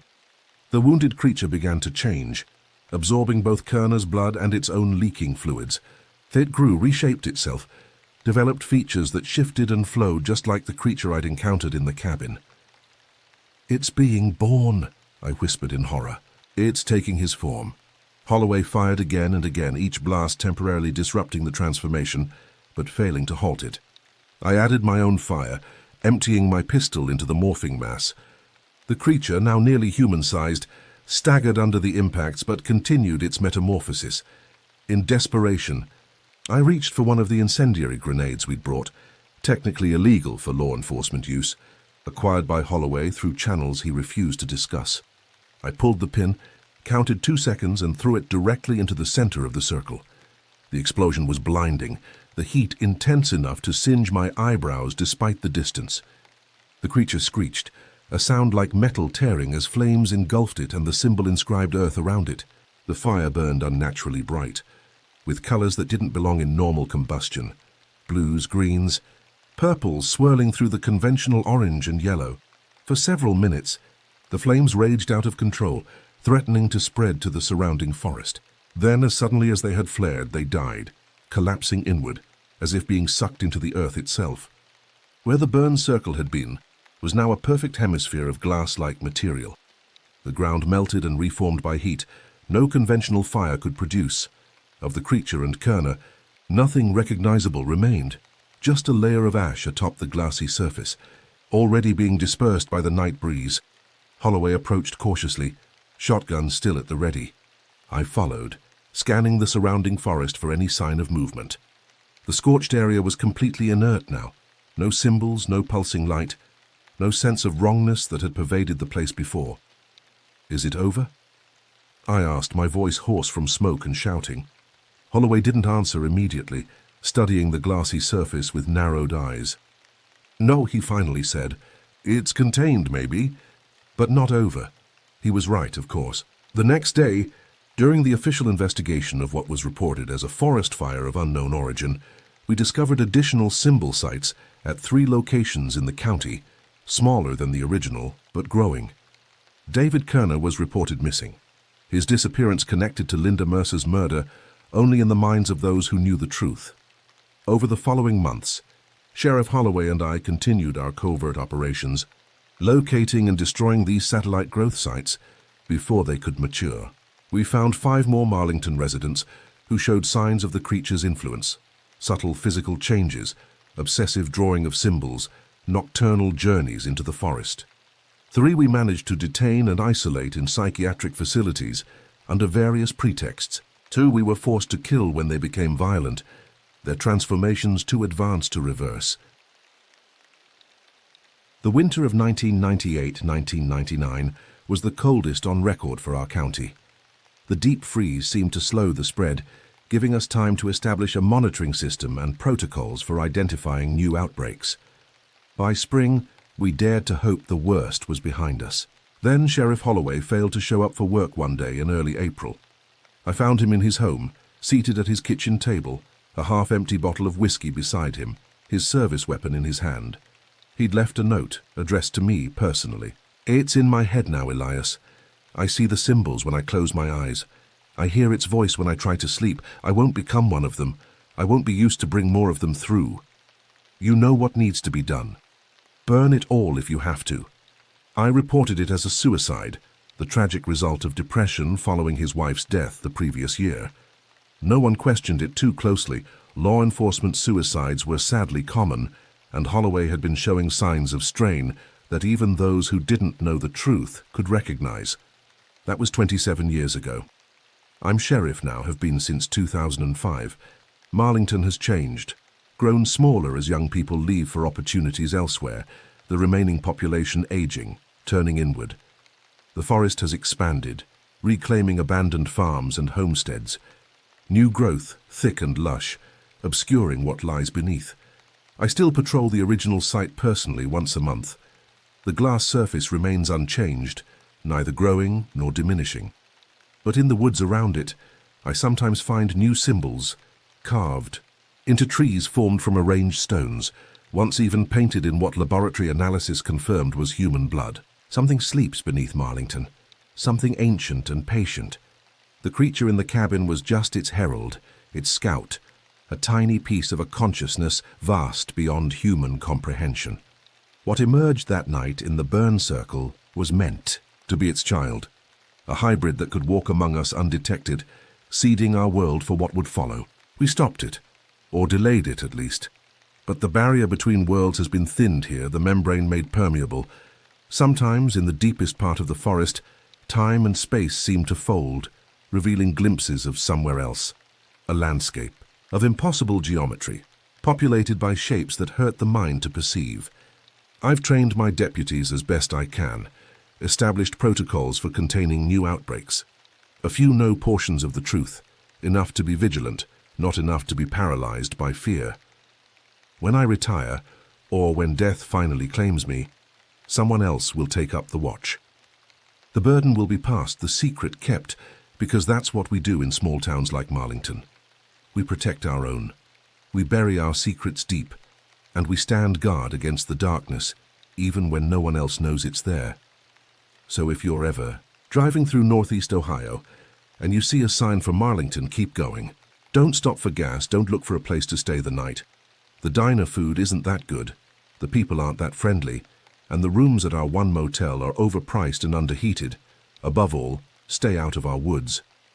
What walks there isn't looking for tourists or transients. It's looking for believers, for disciples, for those who will open themselves to its whispered promises. And once you've heard those whispers, once you've seen the symbols in your dreams, you belong to it forever. I know, because I hear them too. Every night since I found Jacob Downing in that impossible cabin. Every night for 27 years, the whispers, the symbols, the truths no human mind was meant to grasp. I've resisted so far. I've remained myself, remained human. But I'm getting older, getting tired. And it's so patient, so persistent. Sometimes I understand why Holloway took the path he did. Sometimes the whispers are almost too beautiful to resist. But I made a promise. To Marge Downing, to Linda Mercer, to all the others who've fallen victim over the years. I promised to keep watch, to maintain the barrier, to remember that behind the mask of the stars lies something that watches us with hungry interest. So I patrol, I monitor, I burn what needs burning, bury what needs burying. And I wait for the day when something finally emerges that can't be stopped with shotguns and fire, when the membrane tears completely and what waits beyond spills through. Until then, Marlington endures, the forest grows, and I remain at my post, the last guardian of a threshold that should never have been crossed. The whispers tell me that day is coming soon.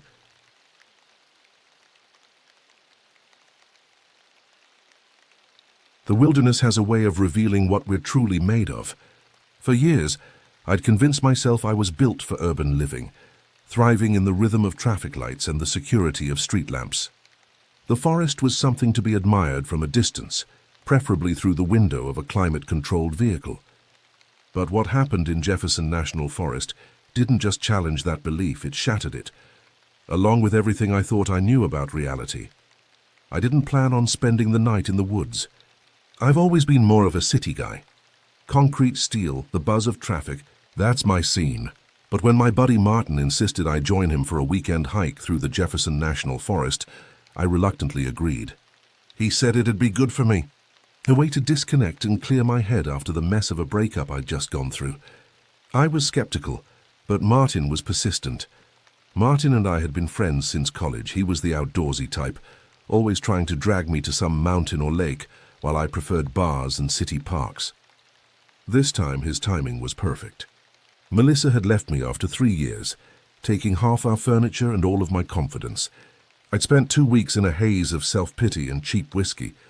ignoring Martin's calls until he showed up at my apartment door with hiking gear and a look that wouldn't take no for an answer. "Trust me," he said, dropping a backpack at my feet. "3 days away from this place and you'll feel like a new man." I doubted it, but the alternative was another weekend alone with my thoughts and an empty apartment that still smelled faintly of Melissa's perfume. So before I knew it, I was packing up my gear for the trip. We started early Saturday morning, the sun barely peeking through the trees as we hit the trail. The air was crisp, carrying the scent of pine and damp earth, and I had to admit, there was something calming about it all. Martin led the way, his footsteps sure and steady while I followed, trying not to trip over roots or slip on the wet rocks. "You're doing great," Martin called over his shoulder as we navigated a particularly steep section. "City lungs holding up okay?" I wanted to fire back a witty retort, but my breath was coming too hard to manage anything more than a grunt. The weight of my pack dug into my shoulders, and sweat trickled down my spine despite the cool temperature. Still, the physical exertion was oddly satisfying. It left little room for thoughts of Melissa or the life I'd planned with her. It wasn't long before we were deep into the forest, the sounds of civilization replaced by the chatter of birds and the occasional rustle of leaves in the wind. The trail was challenging but manageable, and by noon we'd covered a good distance. We stopped by a small creek to rest and refuel. As we sat there, munching on granola bars and sipping from our water bottles, Martin mentioned an old camping spot he'd found years ago, off the beaten path. "It's not on any of the maps," he said, eyes glinting with the excitement of sharing a secret. "Found it when I went off trail to answer nature's call. Most beautiful spot you've ever seen, like it was waiting there just for me." He said it was the perfect place to set up camp, secluded and peaceful, far from any other hikers. Curiosity got the better of me, and I agreed to check it out. "How far off the trail is this place?" I asked, already dreading more hiking. "Not far," Martin assured me, though something in his expression made me doubt him. "Half-hour tops." "Worth it, I promise." We veered off the main trail and started bushwhacking through the underbrush. It was tough going, and I was soon regretting my decision. The trail had been maintained, marked, civilized in its way. This was different. Branches clawed at my face and arms, hidden roots seemed determined to trip me, and the ground itself became increasingly uneven. Several times I nearly twisted an ankle in some unseen hole or depression. Martin seemed unbothered, pressing forward with the same enthusiastic energy he'd had that morning. "Martin," I called after 30 minutes had turned into an hour, "are you sure you know where we're going?" "Positive," he replied without turning. "Just a bit further." You'll see, I didn't share his confidence. The forest had changed subtly since we'd left the trail. The trees seemed closer together, their trunks gnarled and twisted in ways that struck me as unnatural. The undergrowth was thicker, more tangled, as if it were deliberately trying to impede our progress. Even the light seemed different, dimmer, with an odd greenish quality that made shadows appear deeper and more threatening. "We should head back," I suggested, a note of urgency in my voice that surprised even me. "It'll be getting dark soon." Martin stopped and turned to face me, his expression unreadable in the strange light. "We're almost there," he said. "Trust me. 5 more minutes, and if we don't find it, we'll turn back." I reluctantly agreed, though the knot of anxiety in my stomach tightened. 5 minutes passed, then 10.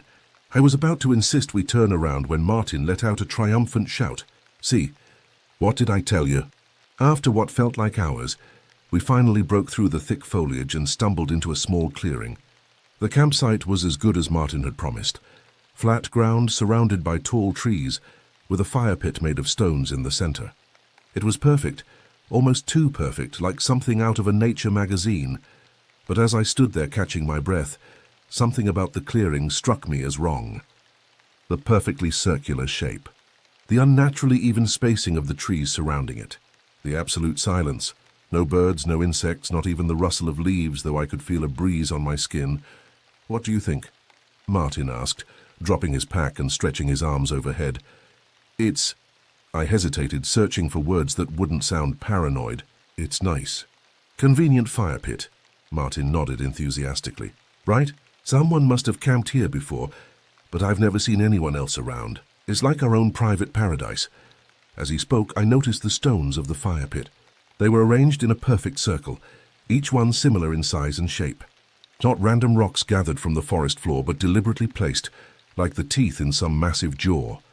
"Let's get set up before we lose the light," Martin suggested, already unpacking his tent. I nodded and set to work, but couldn't shake the feeling that we were being watched from the surrounding trees. Every few minutes I'd stop and look over my shoulder, certain I'd catch a glimpse of something moving just beyond the clearing's edge. But there was never anything there, just shadows and silence, and the unshakable sense that we had trespassed somewhere we didn't belong. We set up our tents, gathered wood for a fire, and settled in for the evening. As the sun dipped below the horizon, casting long shadows across the clearing, we lit the fire and cooked dinner. The crackling flames and the warmth of the fire made me forget how isolated we were. We talked and laughed, reminiscing about old times, the stress of city life melting away with each passing hour. "See," Martin said, poking at the fire with a stick. "Told you this would be good for you. When was the last time you relaxed like this?" I had to admit he had a point. Despite my earlier misgivings, the simplicity of our situation, food, fire, shelter, had a clarifying effect. My problems seemed smaller here, less overwhelming. "You were right," I conceded. "I needed this." Martin grinned, his face half illuminated by the dancing flames. "I'm always right. You should listen to me more often." We fell into a comfortable silence, watching the sparks rise into the darkening sky. The stars emerged one by one, more than I'd ever seen in the light-polluted city skies. The Milky Way stretched across the heavens like spilled salt, breathtaking in its clarity. But as the night wore on, an uneasy feeling began to creep over me, like a blanket of fog rolling in from the sea. The forest, which had been so alive during the day, now felt oppressive, the darkness pressing in on all sides. The trees, once welcoming, now loomed like silent sentinels, their branches twisted and gnarled. The sounds of the forest had changed too. No more birds, no rustling leaves, just the occasional snap of a twig too loud to be ignored. "Do you hear that?" I asked, breaking the silence that had fallen between us. Martin looked up from the fire, his expression puzzled. "Hear what?" I strained my ears, trying to pinpoint the sound.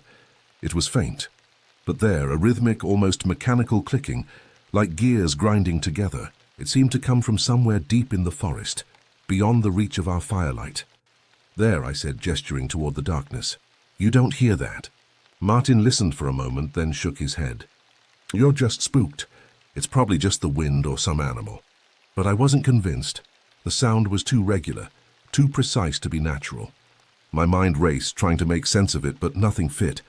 I pushed the thought aside, telling myself it was just my imagination playing tricks on me, and tried to focus on the warmth of the fire and the familiar comfort of Martin's presence. "You ever hear any stories about this area?" I asked, trying to distract myself. "Forest legends, ghost stories, that kind of thing?" Martin shrugged. "The usual camping stuff. Bigfoot sightings, lost hikers who were never found. Nothing specific to this spot, though." "Why?" I hesitated. "Just curious. Place feels old, you know? Like it's got history." "All forests have history," Martin replied. "That's what makes them interesting. They were here long before us, and they'll be here long after." The clicking sound grew slightly louder, a steady rhythm like the ticking of some grotesque clock. Click, click, click, pause, click, click, click, pause. I felt the hairs on the back of my neck stand up. "You seriously don't hear that?" I asked again, my voice tighter than I intended. Martin frowned, genuinely concerned now. "Man, I don't hear anything except us and the fire." "You feeling okay?" Before I could answer, the flames in our fire pit suddenly surged upward, reaching nearly 6 feet high. We both jumped back, startled by the unexpected flare. "What the hell?" Martin exclaimed. Just as suddenly as it had risen, the fire died down again, settling back to a normal, steady burn. We exchanged uneasy glances. "Must have been a pocket of sap or something in one of the logs," Martin suggested, though he didn't sound convinced. I nodded, not trusting myself to speak. The clicking had stopped when the fire flared, I realized. Now there was only silence, heavy and expectant, like the forest was holding its breath. "Maybe we should call it a night," I suggested. "Been a long day," Martin agreed readily, and we set about securing our campsite. As we worked, I noticed Martin glancing repeatedly at the surrounding trees, his earlier confidence seemingly diminished. He didn't say anything, but I could tell the fire's strange behavior had unsettled him too. Eventually, we called it a night and retreated to our tents. I was exhausted, my body aching from the day's hike, but sleep didn't come easily. The strange clicking sound lingered in my mind, gnawing at my nerves. I tossed and turned, trying to find a comfortable position, but the thin nylon walls of the tent offered little protection from the darkness outside. Each time I closed my eyes, I saw the perfectly circular clearing, the two regular stones of the fire pit, the unnatural silence of the forest. And somewhere beyond the edge of consciousness, I could still hear it, click, click, click, pause, like something winding closer with every repetition. Hours passed. The forest remained unnaturally silent, except for that distant clicking, which seemed to move around the perimeter of the clearing, never coming closer, but never moving farther away either. At one point I heard Martin stir in his tent, followed by the sound of his zipper opening. "Martin," I called softly. "You okay?" There was no response. I heard his footsteps moving away from the tent, crunching softly on the leaf litter. "Martin?" I called again, louder this time. "Where are you going?" Still no answer. Just footsteps receding into the forest, followed by silence. Then, after what seemed like an eternity, the clicking resumed, louder now and somehow more urgent. Sometime in the middle of the night, I woke with a start. My heart was pounding, my body drenched in sweat. For a moment, I couldn't remember where I was. But then it all came rushing back. The hike, the campsite, the unsettling sound. I lay there listening, and that's when I heard it again. The clicking was louder now, closer, and it was accompanied by something else, something that sent a chill down my spine. It was a wet, squelching noise, like something heavy being dragged across the ground. My pulse quickened, and I forced myself to sit up, straining to see through the darkness. "Martin," I whispered, my voice barely audible over the pounding of my heart. "Martin, wake up!" There was no response. I reached for my flashlight, fumbling with the switch, and when the beam finally cut through the darkness, I froze. The tent flap was open, and Martin's sleeping bag was empty. "Martin!" I called out louder this time, panic rising in my chest, but there was no answer, only the relentless clicking and that sickening, dragging sound. I scrambled out of the tent, flashlight in hand, and scanned the clearing. The fire had burned down to embers, casting a dim, reddish glow over the campsite. I called out again, louder, my voice echoing through the trees, but there was no sign of Martin. The temperature had dropped significantly, and my breath clouded in front of me as I panned the flashlight around the clearing. Our supplies were untouched. Martin's boots still sat neatly outside his tent. Whatever had drawn him away, he'd gone barefoot into the freezing forest. "Martin!" I shouted, my voice cracking with desperation. "Martin!" The only answer was the clicking sound, now coming from multiple directions at once, as if I were surrounded. The wet, dragging noise had stopped, replaced by something worse, a low, gurgling moan that could have been human but wasn't. Not quite. Cold fear washed over me, paralyzing in its intensity. Every instinct screamed at me to run, to flee back to the trail, back to civilization and safety. But I couldn't leave Martin. Whatever was happening, whatever had taken him, I couldn't just abandon him. Then, just at the edge of the clearing, I saw something that made my blood run cold. A figure stood there, partially obscured by the shadows. It was tall and hunched, its limbs elongated and twisted in unnatural angles. Its skin was pale, almost translucent, with patches of dark matted fur clinging to it like moss on a tree. But what struck me most was its face, or rather the lack of one. Where its features should have been, there was only a smooth, featureless surface, as if someone had taken a clay figure and erased its face completely. The creature's head cocked to one side as if studying me, and then it took a step forward, the clicking sound growing louder with each movement. It was coming from the creature itself, like the sound of bones grinding against each other. I took a step back, my mind screaming at me to run, but my legs felt like they were made of lead. I watched in horror as the creature reached down to the ground and lifted something. Martin's body limp and lifeless, his head lolling to one side, eyes staring blankly into the void. The creature hoisted Martin's body over its shoulder with ease, then turned and began to drag him into the forest, that awful squelching sound filling the air once more. My paralysis broke, and I bolted toward them, but the creature moved with an inhuman speed, disappearing into the darkness before I could reach them. I stumbled to the edge of the clearing, my breath coming in ragged gasps, and shone my flashlight into the trees. There was no sign of the creature or Martin, just the sound of the forest, quiet and indifferent, as if nothing had happened. For a moment I stood there, paralyzed by indecision. The rational part of my brain insisted that what I'd seen was impossible, a hallucination brought on by stress, exhaustion, and the strange atmosphere of the forest. But the primal part, the part that recognized predators and danger on an instinctual level, knew better. The thing I'd seen was real, and it had Martin. I started after them, plunging into the forest in the direction the creature had gone. The underbrush tore at my clothes and skin, branches whipped across my face, but I barely felt it. All I could think about was Martin, his vacant eyes, the unnatural angle of his neck. Was he dead already, or was he suffering something worse? The clicking led me deeper into the forest, growing louder and then softer as I struggled to follow.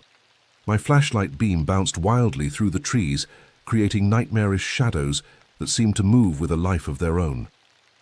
More than once I thought I saw the creature just ahead, only to find nothing when I reached the spot. Then I heard it, a scream that could only have come from Martin. It started as a normal human cry of pain, then warped into something inhuman, a sound no vocal cords should be able to produce. It rose in pitch until it was almost beyond hearing, then cut off abruptly. "Martin!" I screamed, abandoning all caution. "I'm coming!" I crashed through the undergrowth toward the source of the scream. In my panic, I failed to watch where I was stepping and suddenly found myself falling.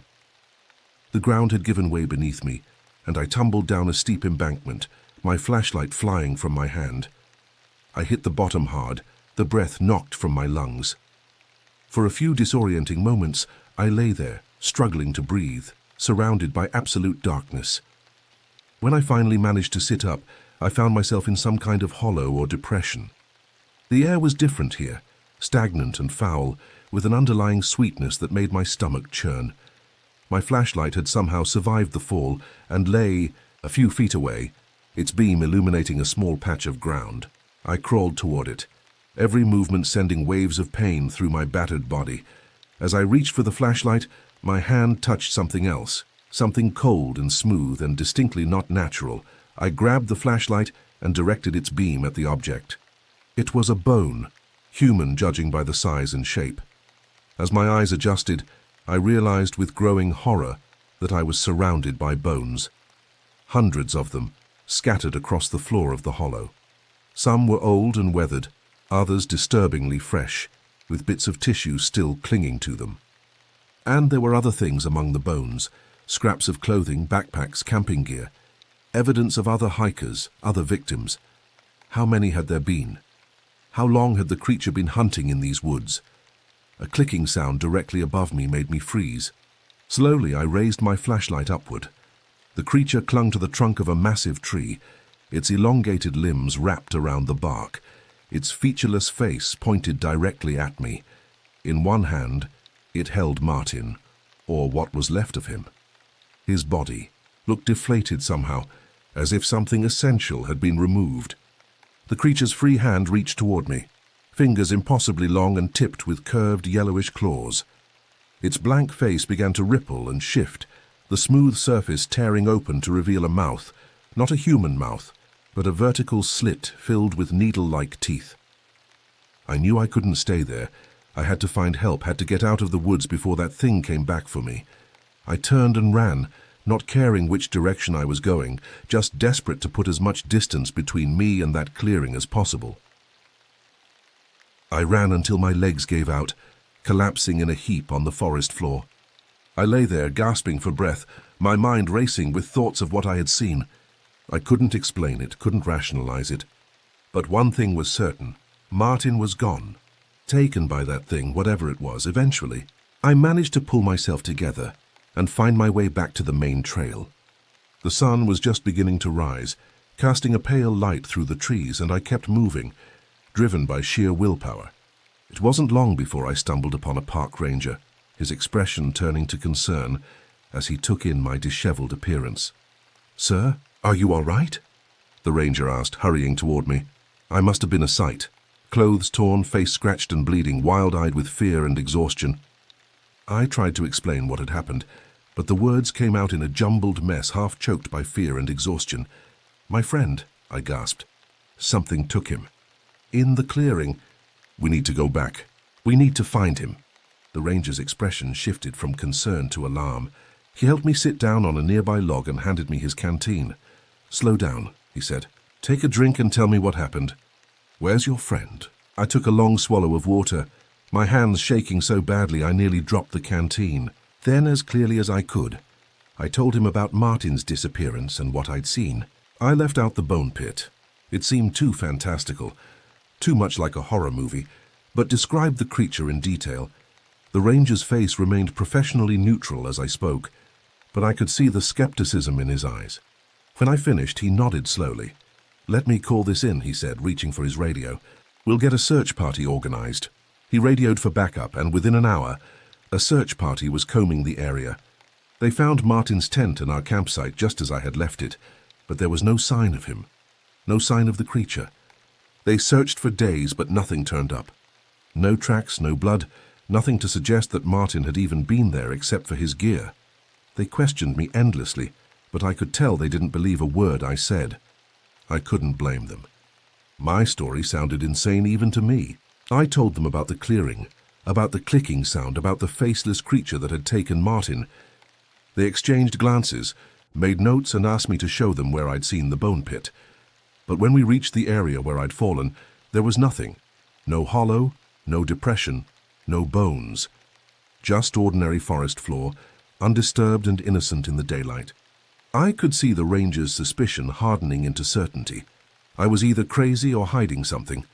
"Look," the lead ranger said finally, "we're going to keep looking for your friend. But I need you to be straight with me. Did you two have a fight? Did something happen at the campsite?" I understood what he was implying, that I'd done something to Martin, that I was making up the creature to cover my tracks. I shook my head, too exhausted to argue anymore. Weeks passed and the search was called off. Martin was declared missing, presumed dead, and life moved on. But I knew what I had seen, knew what had taken him, and no amount of reasoning could change that. I tried to return to my life in the city, but everything had changed. The concrete and steel that had once felt like protection now seemed flimsy and inadequate. I found myself jumping at shadows, flinching at mechanical sounds that reminded me of that relentless clicking. I couldn't sleep without the lights on, and even then, nightmares plagued me. Dreams of faceless creatures and pits filled with bones. I researched the Jefferson National Forest, looking for similar disappearances, for legends or stories that might explain what I'd seen. And I found them, not many, but enough. Hikers who vanished without a trace, strange sounds reported by campers, legends among the local tribes of a forest spirit that stole faces and fed on souls. 3 months after Martin's disappearance, I received a package. No return address, no note inside. Just a single item, Martin's watch, the one he'd been wearing that day in the forest. The glass was shattered, the hands frozen at 3:27, but I recognized it instantly. That night I woke to a familiar sound, click, click, click, pause, coming from just outside my bedroom window. I lay perfectly still, heart pounding, as the sound moved slowly around the perimeter of my apartment. Click, click, click, pause, click, click, click, pause, click, click, click. The rangers never believed me. The official report listed Martin as another unfortunate statistic, a hiker who went off trail and met with some accident. They suggested he might have fallen into a ravine or been attacked by an animal. They searched the area thoroughly, they said, and found nothing to support my fantastical account. In the end, they believed me to be a victim of trauma and shock, a man who'd lost his friend to the wilderness and concocted a monster to make sense of the senseless. They recommended therapy, which I attended dutifully for several sessions before giving up. How could I explain to the therapist that the clicking sounds hadn't stopped, that sometimes in crowds I glimpsed tall, hunched figures moving just at the edge of my vision? I moved away from the city eventually, unable to bear the constant reminders of my old life. I found a small town, far from any national forest, and tried to start over. I got a job, made a few acquaintances, never friends, I couldn't bear to lose another, established a routine, but I never hike anymore. I don't go camping or fishing or hunting. I avoid the woods entirely, especially at night, because I know what's out there, waiting in the darkness between the trees. I know about the clearing and the pit of bones, and the creature that makes that terrible clicking sound as it hunts. And sometimes, when the wind is right and the night is quiet, I swear I can hear it, click, click, click, paws moving closer with every repetition, hunting for the one that got away.